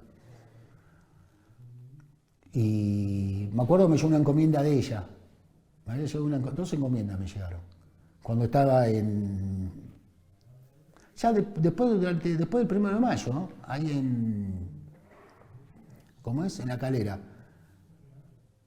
Y mirá cómo sería... Ahí, digo, cómo serían las cosas acá, ¿no? Porque yo vi las encomiendas, en una llegó algo de comida, pero en otra me llegaron guante, media, una bufanda. O sea, la caja no era muy grande y me mandaron todo eso y yo decía, yo quiero comida, quiero chocolate, quiero algo de eso y me llegaba. Sí, me llegaba. 2 encomiendas te llegaron. 2 encomiendas me llegaron. Raro. Porque yo no sé si no te revisaban todo y se quedaban con lo mejor, ¿no? Como hacían siempre. Como vi cosas dentro del batallón. En este caso te llegaron completas. Completa. No, al menos la de la bufanda, todo eso me llegó completo. Digo, la otra no me acuerdo cuánto me llegó, pero sí, me habían llegado unos chocolates, 2 encomiendas, un par de cartas. Sí, sí. Eso que te llegaba en la encomienda del chocolate y todo eso, se compartía entre los Con compañeros. el gordo, portal. No, tampoco era, viste, no era que era. Porque las cajas tenían que ser, teóricamente tenían que ser una media, me supongo. No era que podían mandar una caja no sé, una caja de manzana. Claro, claro. Eran chicas. Por eso me da bronca que la otra me mandó eso. Panuelo me mandó. Yo decía, panuelo. Pero bueno, sí, me llegaron. Pañuelo para los mocos, digamos. Claro. Claro. Digo, por eso, ¿cómo sería la propaganda acá, no? Para que te manden eso. En vez de mandarte un chocolate, te mandaban eso. ¿Me entendés lo que decía acá? Decía, no, chocolate. Che, y la carta que te escribía tu tía, ¿qué decía? No, nada. ¿Cómo estaba? Que estaba todo bien, que mi abuelo estaba todo bien, porque mi abuelo... yo al no tener padre, mi abuelo siempre estuvo conmigo. Mi abuelo es Dios. Siempre fue Dios. No hablo mucho porque me emociono de mi abuelo. Y tenía problemas en el corazón y no le decían nada. No le dejaban mirar televisión, radio, nada. Y me decía que el abuelo estaba bien, que no pasaba nada, que no me preocupes. Cotidiano, después recibí la carta de un amigo. ¿Y vos escribiste también? Sí. ¿Y qué contabas? Nada, cosas lindas, que estaba bien, que comía, que hacía frío, pero que no pasaba nada, que... Para no preocupar. Y sí, y aparte te iban llevando un poquito para eso, ¿no? Yo no sé si no la revisaban también. Porque Sergio, aparte había unas cartas, había unos sobres como de telegrama que se cerraban, todo. ¿cómo fue tu vuelta? Llegaste en el Bahía Paraíso. Punta Quilla, y después de ahí, de Punta Quilla, nos llevaron a Comodoro, al batallón. Sí. Ahí nos dieron la bienvenida, nos saludaron, todo que el otro, y nos mandaron allá al rincón, separado de todos los demás compañeros que habían quedado ahí. Ahí es donde contás que comiste carne. Ahí comimos carne. El primer día nos dieron carne. En el comedor, separado, también comiendo separado. Y bueno, y pasamos los días ahí. Y cada uno no se daba cuenta, pero estábamos todos en el dormitorio ahí de los suboficiales. Y viste, dormíamos a cualquier hora. Pasaron como 4 o 5 días que hacíamos lo que queríamos, esto que el otro. Y una noche rompimos un tubo. ¿Para qué? Vino un subteniente, un subteniente nuevito. No lo conocíamos, no era de ahí. Porque cuando se llevaron gente del batallón, venía gente de afuera, viste, recién recibido. Muchos no habían terminado de estudiar y lo llevaron igual. ¿no? Hubo muchos casos de eso, que no habían terminado de recibirse y iban igual. Y este era nuevo. Y, y nos quiso bailar. Y decía alrededor mío, carrera más, cuerpo a tierra, arriba, carrera, salto rana, cuerpo arriba, alrededor mío, todo el otro. Y en un momento empezamos como a checar el círculo. ¿Te imaginas? Estos locos vienen de la guerra, mirá cómo están. Cuando empezamos a decir, bueno, vamos todos a dormir, todos arriba, vamos. Y después decíamos que estábamos, mirá vos, ¿no? El pensamiento ese, porque cualquier persona racional y lógica no lo haría. Y estábamos ahí y dice, no, dice, ustedes están acá aburridos, dice, algo tienen que hacer, dice, vamos a ver, vamos a buscarle algo para hacer, esto, que el otro, que pimpe. ¿Dónde nos mandaron? Al arsenal a guardar todas las municiones que estaban afuera. O a subir en los camiones las que tenían que devolver a otro lado. Una locura. Vos venís con el trauma de todo eso y te mandan a recoger todas esas cosas. Digo, ¿viste cuando vos me decís hay mucha división entre los civiles? Hay veteranos que son más milicos que los milicos. Mucho más. Y parece que cuando hablamos nosotros los soldados, vamos a decir, contamos la experiencia de nosotros, trasca tiene que venir un suboficial a refrendar lo que nosotros decimos como cierto. Pasa mucho eso. Vos fijate, vas a ver. Que siempre donde hay un soldadito, tiene que haber un cuadro. Entonces habla el soldadito y el otro asiente. Sí, no, porque esto, porque aquello. Y ese es el tema. No es que uno es malo y no los quiere, porque hubo muchos buenos, pero hubo muchos hijos de puta también. Digo, mandarte a hacer eso, a juntar municiones, porque estás vago. La vuelta a tu casa. ¿Cómo fue? Nos mandaron en el micro. De allá de Comodoro hasta acá, calculá en esa época. Llegué a la estación de Quilmes. Un día. Un día, no me acuerdo cuándo. No me pidas cuándo porque la fecha. Me bajé de la estación, me tomé el 257, me fui a mi casa y aparecí. Nadie sabía nada.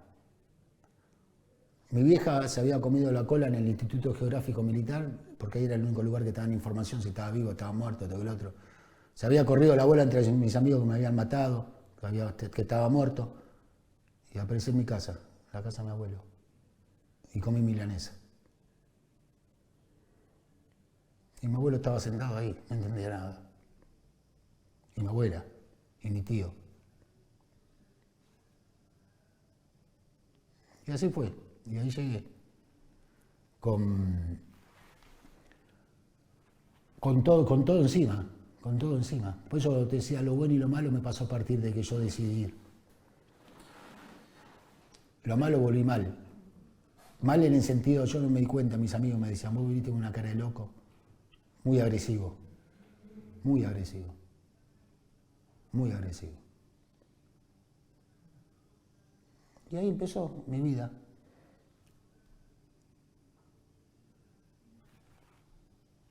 Tratando de recuperar mi tiempo, 82.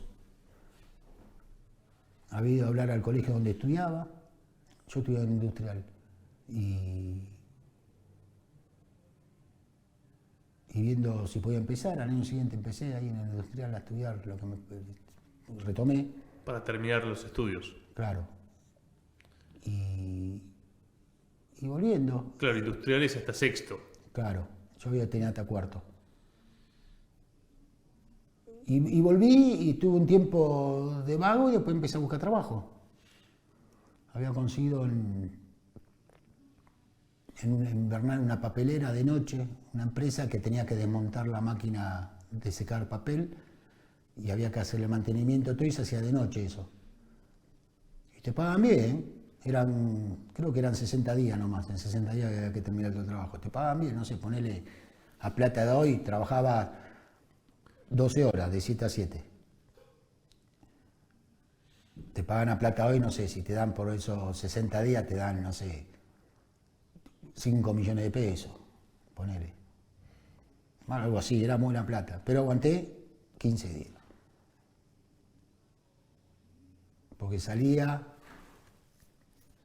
entraba a las 7 de la tarde, salía de ahí, me iba a mi casa, llegaba a las 8, comía algo, dormía, me despertaba a comer y a la noche, y a la tarde dormía de vuelta, me levantaba y me iba de vuelta. No había forma. 15 días aguanté bastante. Te quiero volver un segundito Sí. a la escena de tu vuelta, porque vos comentabas que tu abuelo no le habían dicho nada. Y decías que, bueno, A lo último le habían dicho. al final. Porque si Porque lo- pensaban que vos habías muerto. No, ellos no sabían nada. Entre mis amigos, sabía, no sé, como no me vieron mal y uno dijo, todo mal vino, parece que muriste, como es el teléfono descompuesto. Sí. Pero a mi abuelo no le dijeron nada porque yo no estaría pendiente todo el día con la radio, con la televisión. Y no lo dejaban mirar televisión, o cambiaban los canales, o la radio no lo dejaban escuchar, ¿viste? Y bueno, y le dijeron lo último. Y vos cuando llegás, estaban todos. Estaban todos. Sí, estaba el negocio abierto. Me acuerdo que había sol. Y pleno invierno. Pero llegué a mi casa y ahora que lo pienso me acuerdo. ¿Viste? Porque siempre que me acuerdo de las cosas, siempre que, no sé si le pasará a todos, pero yo me voy acordando de unas cosas y me voy acordando de cosas que antes no me acordaba o que antes no me daba cuenta. Y me acuerdo que llegué a mi casa ahí y estaba el negocio adelante, todo, entré con el negocio y me fui al fondo. Y me acuerdo que sentí como que volvía, no sé, debería ser como el vientre materno, ¿viste? Debe ser eso, calentito, lindo. Me pasó la otra vez cuando me agarró el paro cardíaco, que 2 veces me tuvieron que despertar, que en una me fui. Y sentí eso mismo. Tranquilo, calentito, lindo. Mirá vos que loco, ahora me acuerdo. Por eso lo puedo asociar.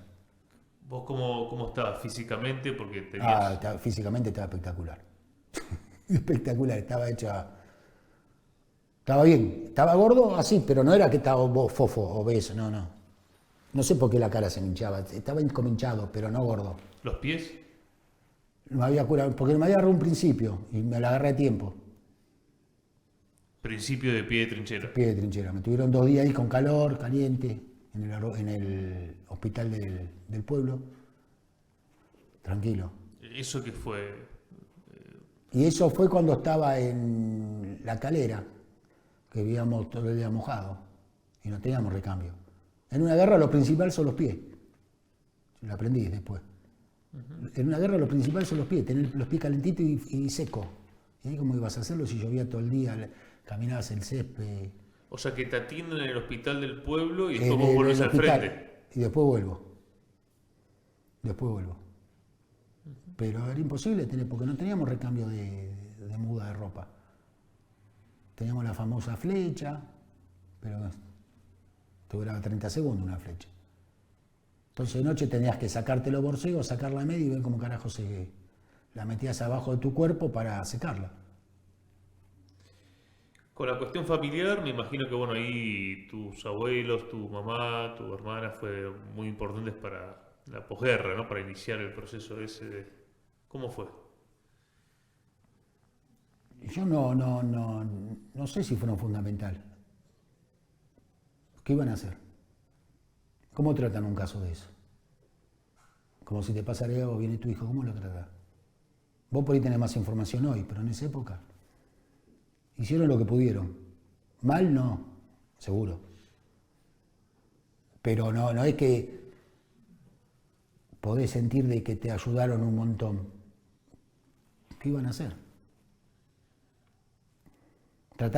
Me supongo que para ellos el ayudarte era hacer la vida normal, como que no hubiera pasado nada. A mí me ayudó mucho un amigo mío que murió también hace poco, el polaco, que nos criamos casi juntos, era más grande que yo, 2 o 3 años más grande que yo. Murió hace 2 años, murió. Y siempre fue el polaco, fue medio hippie, ¿no? Digamos. Y cuando volví me vio y me dice, Japo, ¿qué haces? Daniel, me decía él. En mi casa me dicen Daniel. Soy Sergio Daniel, me dicen Daniel. Me dice, Daniel, ¿cómo andás? Toque el otro, a veces Japo, a veces Daniel. Bien, acá estoy, que pin, que pan, bueno, pusimos a hablar, todo. Yo, dice, él todo muy espiritual, todo. Dice, yo estoy yendo a un lugar en Olivo, dice, el Gurú Maharaj, dice. Sí, le vi. Me dice, ¿por qué no te venís un día conmigo? Digo, ¿pero qué? Polaco. Digo, voy ahí. No, vení, dice, vení, fíjate. Y me llevó. Y no sé si es una secta, ahora dicen que es secta, no es secta, esto que lo otro. Y fui. Y la charla, y las meditaciones, y la tranquilidad esa, ¿viste? Todo lo que son seres así medio espirituales te transmiten. Y me ayudó un montón. Tuve como 3, 4 meses yendo. Y me ayudó un montón a bajar un poco, porque yo había venido muy mal. Muy mal. Vos decís muy mal, que es muy mal. No se te ve mal. A comparación de otros no vine tan mal. Pero viene muy agresivo. Yo salía los fines de semana y me peleaba todos los fines de semana. Una vez casi tiro de arriba de un lugar, de un boliche caído, lo tiro al Pato Vica, casi lo tiro de allá arriba. Mal. Si mis amigos, después de años, me dijeron, vos viste con una cara, estabas desquiciado. Desquiciado estaba. Y me ayudó eso. Y otra cosa que me ayudó mucho, que yo lucraba, entre comillas, me río porque lucraba, era el contar, el hablar. Me dice, Japo, me dice, vení. Che, ¿qué pasó esto? Vamos a tomar un café, che. Vamos a comer a casa, vení a casa que así comemos, esto que lo que, ¿viste? Iba lucrando con eso, no sé. Suena feo, pero el trasfondo era que yo hablaba. Necesitaba hablar y contar. Y eso también me ayudó un montón. Un montón me ayudó. A vos te habían hecho firmar un papel que Sí. decía que no podías hablar. Lo tenía atrás del documento que lo perdí, no sé dónde carajo quedó ese papel. Un papel abrochado donde no podía decir nada. Bajo pena, no sé, artículos. Mentira, qué carajo. Chupan huevo, igual. Pero sí, una locura, sí, esa locura. Como toda la locura que te puedo contar, esa es otra locura más. Obligarte un papel, ¿qué carajo? ¿Y con otros veteranos entraste en contacto No, o eso fue mucho después? no. Después de tener contacto con algunos veteranos, con uno es mi vecino Pablo, que vive en el barrio conmigo, porque entré a trabajar al Banco Nacional de Desarrollo, El Banade. el Banade. Yo buscaba laburo, y el novio del hermano de un amigo mío, muy amigo mío, Eduardo, uno de mis mejores amigos, me comentó que, che, ¿sabes que están en el banco donde yo trabajo, están tomando veteranos, que esto, que el otro? Era el 10%, creo, en ese momento. Y, perdón, Está bueno el ringtone, ¿eh? ¿dónde carajo lo tengo? Es la aspirina, tengo que tomar aspirina. Tomá, tranquilo. No, pero no la traje, la aspirina no me importa, ya tomé otra. Y me dice, che, ¿sabes que están tomando gente en el Banade? Le digo, qué bueno, sí, andá, presentate. Me presenté en diciembre y en 10 de enero estaba empezando a trabajar. No sé, los días me persiguen. El 10 de enero estaba empezando a trabajar. Y ahí conocí a Pablo, que también era veterano de guerra. Y tenía ahí, pero ¿El no. apellido de Pablo? Báez, del 7. Y bueno, y empecé a trabajar y ahí empecé mi vida de civil. También el banco fue otro momento que cambió mi vida también, el banco. Me dio todo. Muchas cosas me dio. Y también el estar en el momento adecuado para que alguien me diga, che, ¿sabes que están tomando gente ahí? Claro. Y bueno, y ahí volví, ahí empezó otra etapa de veterano, y ahí estaban todos muchos veteranos que entraban en las empresas y otros que no sabían, buscaban laburo y nadie lo tomaba. Qué bueno, che, ¿tuviste Malvinas? Bueno, sí, está todo bien, bueno, ya te vamos a llamar. Nada. Ahora, vos viviste como trabajador del Banade la privatización. Claro, yo lo cerré. Digo, yo lo cerré. Conmigo yo me fui con retiro voluntario, porque lo cerraron. ¿En qué año? Y en el 2000, ¿qué estoy diciendo? El 98, 96, con Menem. Menem lo cerró, Caballo. Y después de que Hicimos huelga, para eso ya militaba en el MAS, yo militaba en el MAS. Por eso te digo, tuve la epifanía, eso no me salía la palabra, la epifanía en el momento que le dije al otro, al sargento le dije, pero esto es comunismo entonces. Y después te fuiste a militar al trotskismo de la Argentina. Me pasé, claro, sin mucha noción realmente qué era, ¿viste? Porque en los años 80, al principio de los 80, nadie sabía realmente. Yo al principio confundía el socialismo trotskista con el socialismo de Mitterrand en Francia, o con el de España, ¿viste? Sí. Un boludo. Pero, bueno, era lo que había, salir. ¿Y cuándo te vinculaste al MAS? Me empecé a vincular porque empecé a salir con una chica que trabajaba en el Banco Nación. Estudiaba filosofía, como corresponde. Y empecé con ella, y me llevó, y empecé y seguí. Muchos años. En los 80 era una fuerza política muy importante. Sí, con Zamora sí. Sí. Lindo.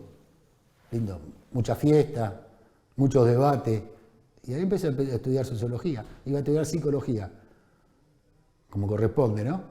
Pero estudié sociología porque en vez de estudiar lo micro, vamos por lo macro, que es más interesante. Psicología te cerra con una persona y te cuenta la historia. Sociología vos agarrás y ves la historia completa, no segmentada de una persona. Me gusta, como me gustó siempre la historia. Y... Bueno, estabas en política, estabas en la universidad, y ahora con el mundo Malvinas, porque ya... No, nada. Iba solamente al centro veterano a hacer cuando salió el tema de la sección de impuestos municipal. Los conocí, pero no hacía nada. Por eso te decía, ahí empezó mi otra etapa de post-Malvina grave, porque yo estudiaba, trabajaba y después tuve hijos. Y estudiaba, trabajaba, tenía hijos. Y en mi casa, el banco me dio la casa.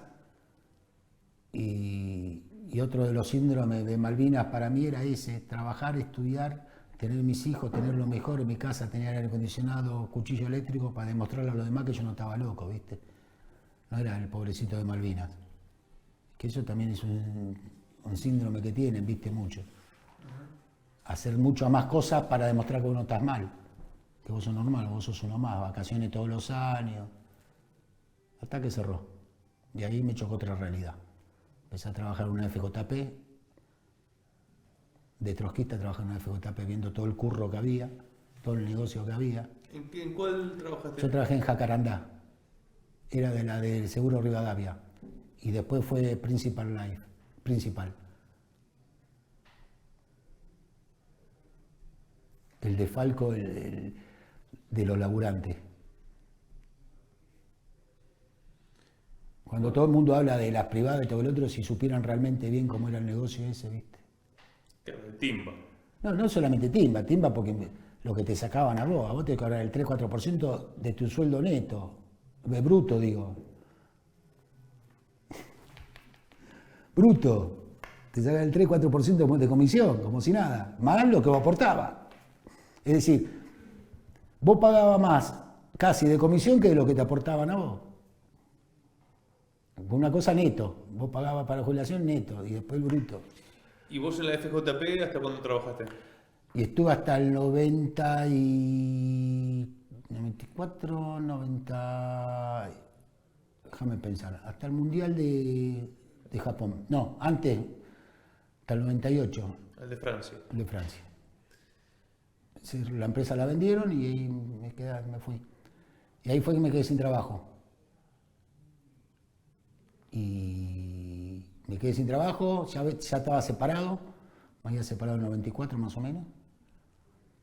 Me quedé sin trabajo y ahí aprendí otra lección. Empecé a buscar trabajo y en ese momento, 98 para adelante, y ahí me acerqué más al centro. Más que nada me acerqué por ayuda psicológica. Ya estaba el programa de veteranos de guerra de la provincia. Y pasé de trabajar, estudiar, hacer todo para demostrar que no estaba loco a no hacer nada más que con el tema de veteranos. Y me causaba un problema también, porque por ahí había momentos que no buscaba trabajo porque lo que hacía me satisfacía. Era una de las cosas más satisfactorias que tuve en la vida, poder trabajar para los veteranos, que era trabajar para mí también, ¿no? más allá de algunas cosas. Y era un momento muy, ¿cómo te puedo decir? Muy revulsivo del tema veterano que estaba. Nosotros fuimos los que, con el centro de Quilmes, de La Plata, todo lo que hicimos, las estaqueadas en la Plaza de Mayo, nos estaqueamos en la Plaza de Mayo, simbólicamente nos estaqueamos, toda una operación comando. Lo que armamos la carpa en la Plaza San Martín, acá en Retiro, que duró un montón de tiempo, pues era la época de la Rúa. Era adrenalina todos los días, todos los días. Habíamos conseguido meter un compañero como presidente como es, puta que los parió, de la Comisión Nacional de Veteranos de Guerra. Se armaban los viajes para los familiares. Y estaba todo lindo, pues no nos cobraba un mango, vivía de la pensión. Y mis hijos por ahí necesitaban un libro y no lo compraba. Saben que mi exmujer Viviana, un fenómeno. Yo me separé, no por nada raro, un fenómeno. Se bancó la parada con mis hijos, separado y todo. Hasta me ha prestado plata a mí, separado y todo. Y bueno, era un momento, pero me traía problemas, porque decía, como yo no busco laburo porque esto me gusta, pero mis hijos por ahí necesitan un libro y no lo compro. ¿No?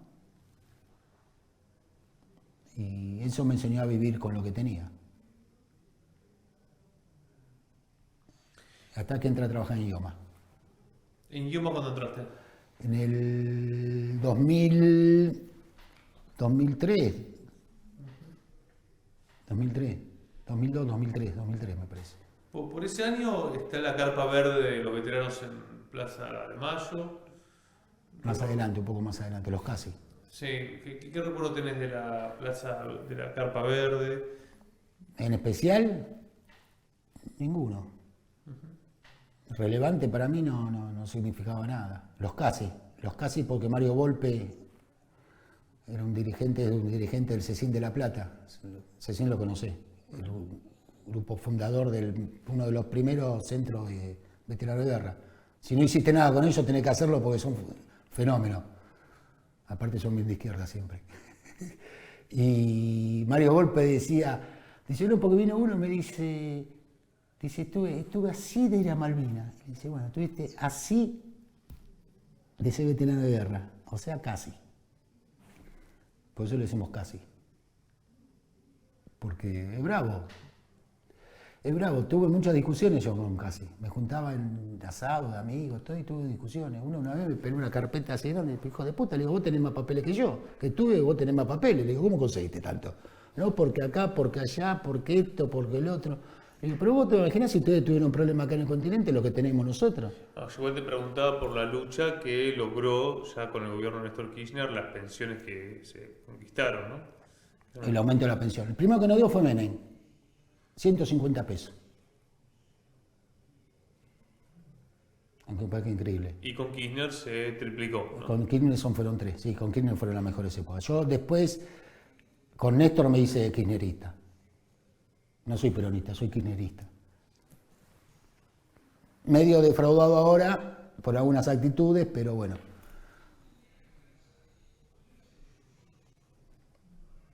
Sí, con Néstor cambió la vida del veterano de guerra. Y vos aparte sos de Quilmes, y en Quilmes se hizo una obra importante, un barrio de veteranos de guerra. Nosotros conseguimos desde el centro veterano, ahí estaba de presidente Vicente, Rubén Vicente, que fue concejal de Quilmes con el padre Farinello, con el partido del padre Farinello. Conseguimos hacer un festival, año 2001, 2002, estaba Geronés de intendente. Y solo pudimos sacarle, y fue un festival que tuvo La Negra Sosa, León Gieco, Julia Senco, Capanga, todo el día. Impresionante. Era eso, era el momento ese que hacíamos todo.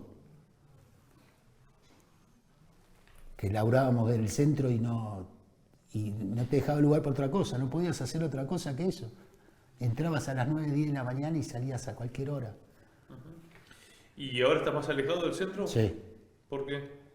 Porque hubo una ruptura, Vicente fue concejal y yo me fui como secretario privado de él y digamos que los compañeros más afines nos fuimos para ese lado, después el centro se quedó, ya se abrió mucho más para los cuadros. Y eso es algo que a vos no te gusta. No, no es que no me gusta, yo lo acepto todo, pero funciones, cumplir funciones, que ellos puedan tener más opinión que un soldado, me parece que no es justo. No es justo. ¿Por qué tienen que tener los mismos beneficios que un soldado? En tu biografía es muy loco igual pensar que vos de pibe querías ser militar. ¿Sí? Y que después terminaste odiando a los militares. No los odio. No odio, no los odio. Bueno, Cada pero uno, te generan rechazo. pero cada uno cumple su función. Vos sos cirujano, ¿qué querés? Si vos sos cirujano, estudiaste para cirujano 10 años, ¿qué Querés querés operar. hacer? Querés operar. Y si vos sos milico, ¿qué querés? En un momento estar en una acción de bélica. ¿Por qué te tiene? Y si yo soy uno que va por la calle y me dice, che, tenés que operar a este, y yo me juego y lo opero, ¿soy igual que vos? No soy igual que vos. Y esto pasa lo mismo. Yo no soy igual que un cuadro que estudió toda la vida. Yo no vi un solo soldado en Malvinas que se haya cagado, más allá del miedo que podemos tener todos. Y sí, sin embargo, vi un montón de cuadros cagados. Uno se bañaba, se tiraba agua congelada encima para volverse enfermo. Un cabo, cocinero. ¿Es igual que yo? No es igual que yo. La experiencia no es la mía. Ellos podían comer todos los días lo que consiguieran, lo guardaban para ellos, nosotros no. Cualquier cosita te castigaban, vos no los castigabas a ellos. Agarrabas cualquier cosa que ellos creían que era una falta, te estaqueaban, calabozo de campaña. Es eso, ¿eh? No es que los odio. ¿Cuál sería la palabra? ¿Rencor? No. Enojo. Bronca, tal vez. Porque mi palabra no vale menos que la de ellos. No vale menos. Si vos haces una entrevista a un oficial, un suboficial, hay diferencias entre ellos ya. Imagínate con un soldado. Aparte, hay que encasillarse en el año, como todo sucesos históricos. Hay que tratar de meterse en el año y no se puede, porque vos no te puedes poner en el Imperio Romano. No podés, por más que quieras que estudie, que leas, no podés. Y esto es lo mismo. Entonces, cualquiera que venga y te pregunte, como vos me preguntás, vos no podés meterte en el momento como era todo. No podés. No podés ver la injusticia o sentir las injusticias que había. No podés sentirla. Uno lo mira y dice, sí, qué cagada. ¿Viste? Cuando se muere uno te acompaña un sentimiento, sí, qué feo. Y uno sabe qué feo. Si te roban a vos, te ponen el arma acá, no vengo yo y digo, che, qué cagada, sí, qué feo, qué. Sí, a mí me la pusieron, a vos no, ¿cómo sabés qué feo? Y esto es lo mismo. Sí, la experiencia es intransferible. Entonces, no es que no los quiero. Yo puedo hablar, esto que el otro. Me siento, tomo un café, pero no ocupé mi lugar. Vos ocupás tu lugar, vos hablas de tu lado. Por eso la lucha de eso, por eso te digo que el CECIN es muy piola. Todo lo que se consigue en la provincia, todo es para soldado, veterano de guerra. Lo mismo que veterano y excombatiente. Vos sabés que hay una división muy grande entre ellos, ¿no? Una cosa es ser veterano, otra es combatiente. Es combatiente y dejó de pelear. Nosotros no dejamos de pelear, estamos continuamente. Sergio, ¿volviste a Malvinas? Eso es una contradicción que tuve mucho tiempo. Ahora ya no, directamente no quiero volver. Pero tuve posibilidades económicas de ir esto que el otro y siempre tenía el mismo sentimiento. Digo, ahí hay compañeros muertos. Ahí quedó la vida de muchos compañeros, psicológicamente quedó ahí. No físicamente, pero psicológicamente quedaron ahí. A mí me afectó. Y tengo que volver a un lugar donde pasé todo eso, donde alguien me tiene que decir, ¿podés entrar? Cuando era mío. Cuando es de los muertos que están ahí. O cuando es mío. En un momento pensaste en ir y ahora ya decís que no. En un momento pensé ir, pero había que, te tenían que firmar, tenías que conseguir la visa. El pasaporte con la visa. Es feo. Es como que vos vas a tu casa y no te dejan entrar. Decís, no, tenés que pagar para entrar. Pero yo en mi casa, ¿cómo voy a pagar? Por eso es una contradicción. Pensé siempre y creí siempre y sigo creyendo que para cerrar el círculo de los olvidos, de un montón de cosas, tendría que ir. Tendría que ir.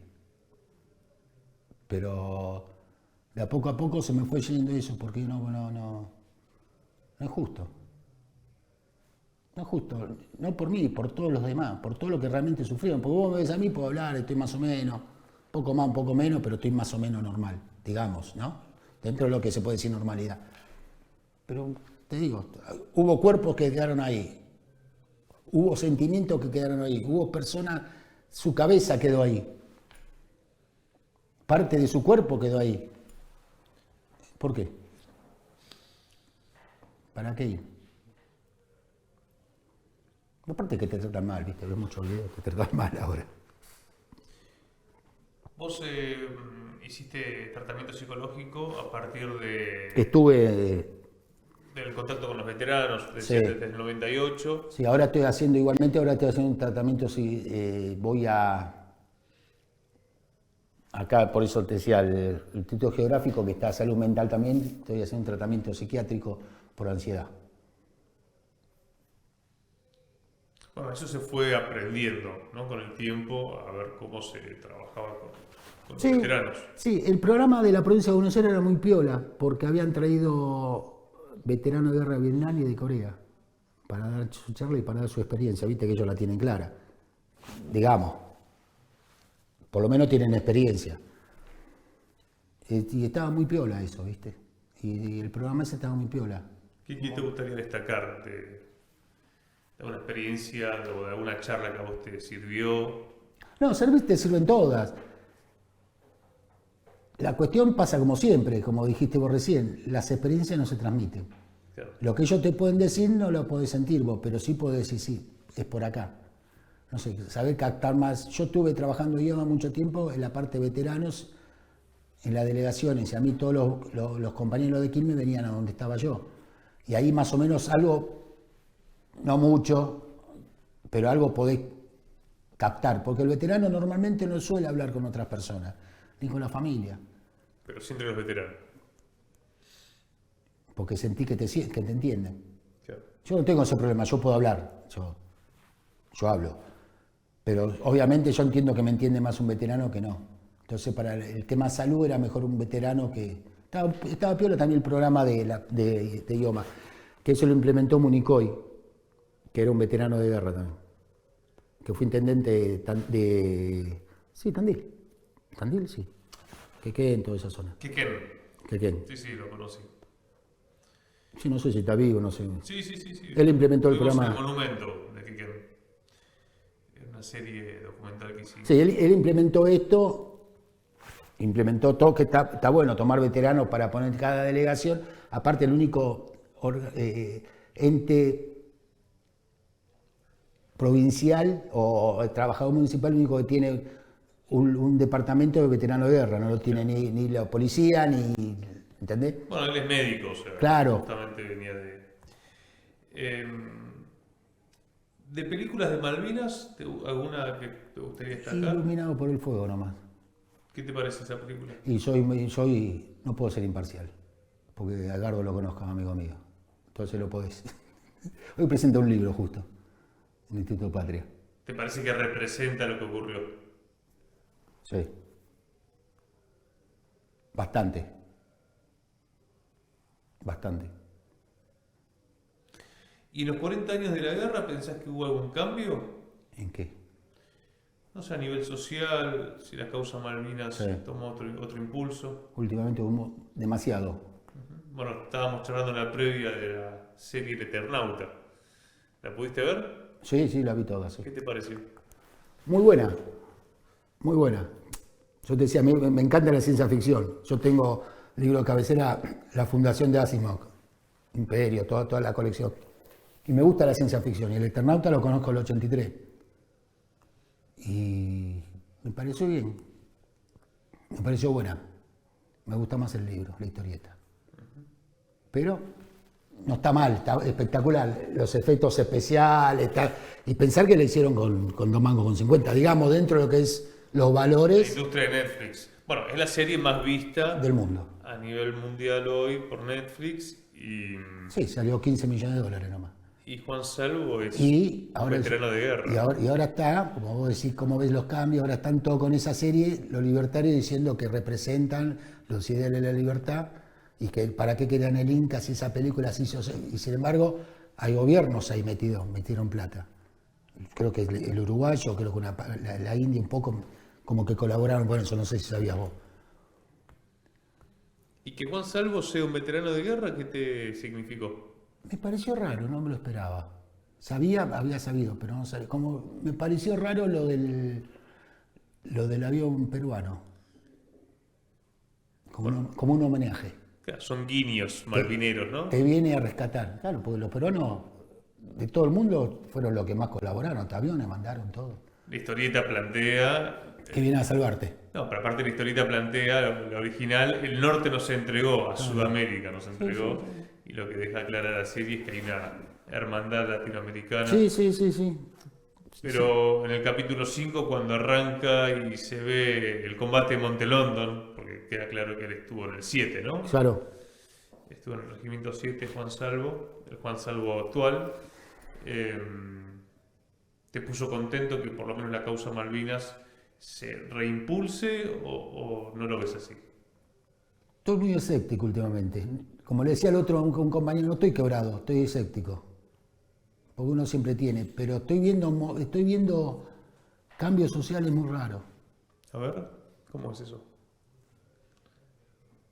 Antes de las elecciones, cuando los libertarios decían que Malvinas, que los viejos meados, valores, los derechos humanos, valores que parecían que la Argentina, más allá de los jubilados, decir no están bien tratados por ninguno, ¿no?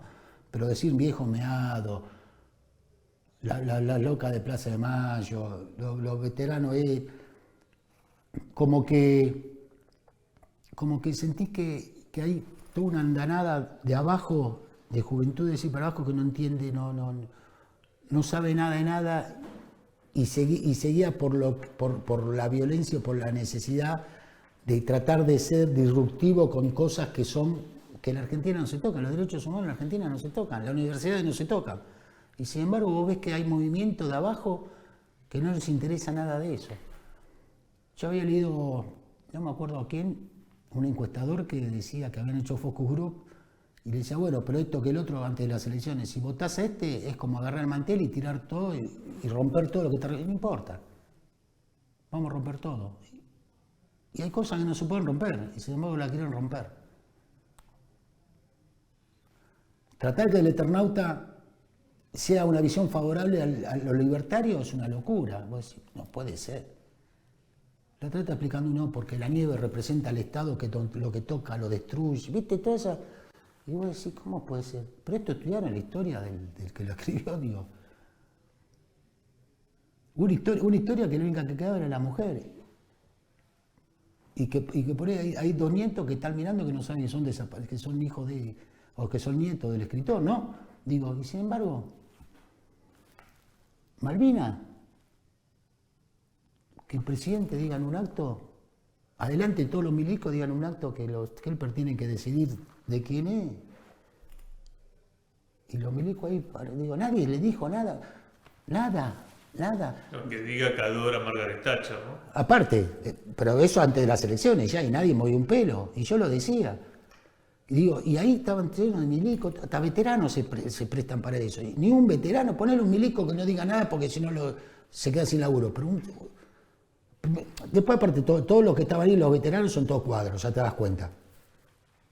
Pero ninguno diga, no, señor presidente, no es así. No es así. Son argentinos, no tienen por qué decidir. Nadie. Y que nadie pague un precio por eso. Que lo caen a palo los jubilados los miércoles, nadie paga un precio. No es raro. Y que hoy que los pibes están contentos porque se levantan de paro, sí, me levanto, ¿para qué? Para ver la bolsa cómo sube y cómo baja, porque... Y que sean los ídolos de eso. Que esté uno por internet diciendo, no, señor presidente, tiene que meter preso a este. Hazte periodista. No, vos sos periodista. Y nadie dice nada. Y vos lo escuchás eso mismo que lo querían echar, ayer lo escuchándose en Novarecio, que piden la cabeza y discutiendo con un kirchnerista panadero. Y dice, no, pero con Alberto Fernández estábamos re mal, la inflación. ¿Y cómo es? Pero hijo de puta te quieren echar, te quieren poner una bola en el orto. Si pudieran llevarte a torturar y hacerte cambiar de idea y que vos no hables más de ellos, lo harían. No lo hacen porque no queda bien todavía. Cuando quede bien lo van a hacer. Es decir, que te sentí, digamos, decís, frustración, escepticismo ante el escenario político. Pero siento frustración por los pibes, por los chicos. Primero que me da mucha lástima lo que está pasando, que es un país inviable. Y es realmente, como dijeron ellos, era inviable, decían en una época. Claro, pero es inviable porque los hijos de puta lo endeudaron hasta la bola. No dejan nada, entregan todo, no le importa nada. Y frustración porque siempre decíamos que es raro que los pueblos se tiren al precipicio. Siempre decíamos, los pueblos llegan hasta el precipicio, hasta ahí, después no se tiran. Y este se está tirando. Este país se está tirando. Yo tengo 61 años, tengo 4 infartos, tengo medio corazón, me funciona medio corazón nomás. Y sin embargo me caliento más que cualquier persona que la está pasando mal. Y me preocupa y colaboro y trato de ayudar a la gente que puedo. Y mis hijos. Digo, trato a mi hija, tengo a mi hija de 11 años y es un fenómeno, tiene conciencia social, quiere ayudar. Se pelea con el abuelo porque el abuelo es un facho y le dice, vos sos muy peronista. ¿Viste? Pero veo que no. Los pibes no arrancan, no salen de la burbuja esa de TikTok, de internet. Es importante lo que te dice, Facebook ya está medio fuera de moda, pero lo que te dice el TikTok, es importante eso. ¿Con todos tus hijos te pasa eso? ¿Hablas de la causa Malvinas, de la política con tus hijos? Sí. Son menos politizados mis otros hijos. Vos me decís 11 años que va a ser politizado, sí, pero entiende, con la madre, no sé, conoce la historia de Juana Zurduy, conoce historia, leemos mucho Piña, leemos los libros mirá, mucho Paca Paca, que era re importante. Paca Paca era re importante para los chicos. Tiene un primito ella que festejó hace 6 años atrás, festejó el cumpleaños, quería hacer San Martín, un cumpleaños de San Martín hizo.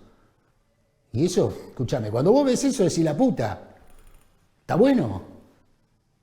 ¿Está bueno? No como este hijo de puta que agarra y se olvida el nombre de San Martín. Y que antes decía que cruzaba los Andes, lo pude cruzado en la camilla, sí, porque es verdad, pero no porque fuera un tarado. ¿Entendés? Pero y vos ves ahora que están los pibes preocupados por la bolsa, por tener plata, por hacer de cualquier forma. ¿Qué es más importante el colorado que está por las redes, que te dice que te vende los cursos, que te estafa? No, porque yo tengo esto, mirá el reloj, mirá el auto. No, yo lo conocés, cuál te digo. Y me subleva, y no me tengo que calentar y me caliento. Y me caliento, y veo. Y esto más grande, porque veo toda la connotación mundial que hay. Sigo mucho la guerra de Rusia con Ucrania.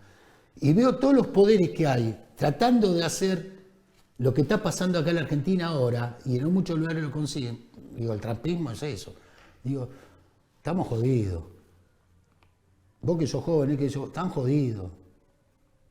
Están jodidos, no está fácil la cosa. Y lo que tienen un pensamiento como nosotros, digamos, creo que vos tenés el pensamiento dentro de lo que es la radio, todo. Digo, están jodidos, porque es una piedra difícil de montar. Es como tratar de poner la piedra de Tandil de vuelta al lugar y que se mantenga sola, y no con cemento. Está bravo. Yo trato de ayudar donde puedo, pero no puedo más. No puedo porque, digo, y está mal lo que digo, con amigos me he peleado, porque no puedo creer los fachos que son. No puedo creerlo. Te agradecemos la charla y Dale. no sé si quedó algo por decir, algún mensaje que quieras dejar. Les agradezco el aguante y les agradezco este proyecto que están haciendo, que es importante para el futuro. Algún día quedará con una cápsula del tiempo. Por ahí viene un eternauta en el futuro y descubre esto y lo va a conocer, ¿no? Como es un viajero del tiempo, y les agradezco de corazón. Gracias.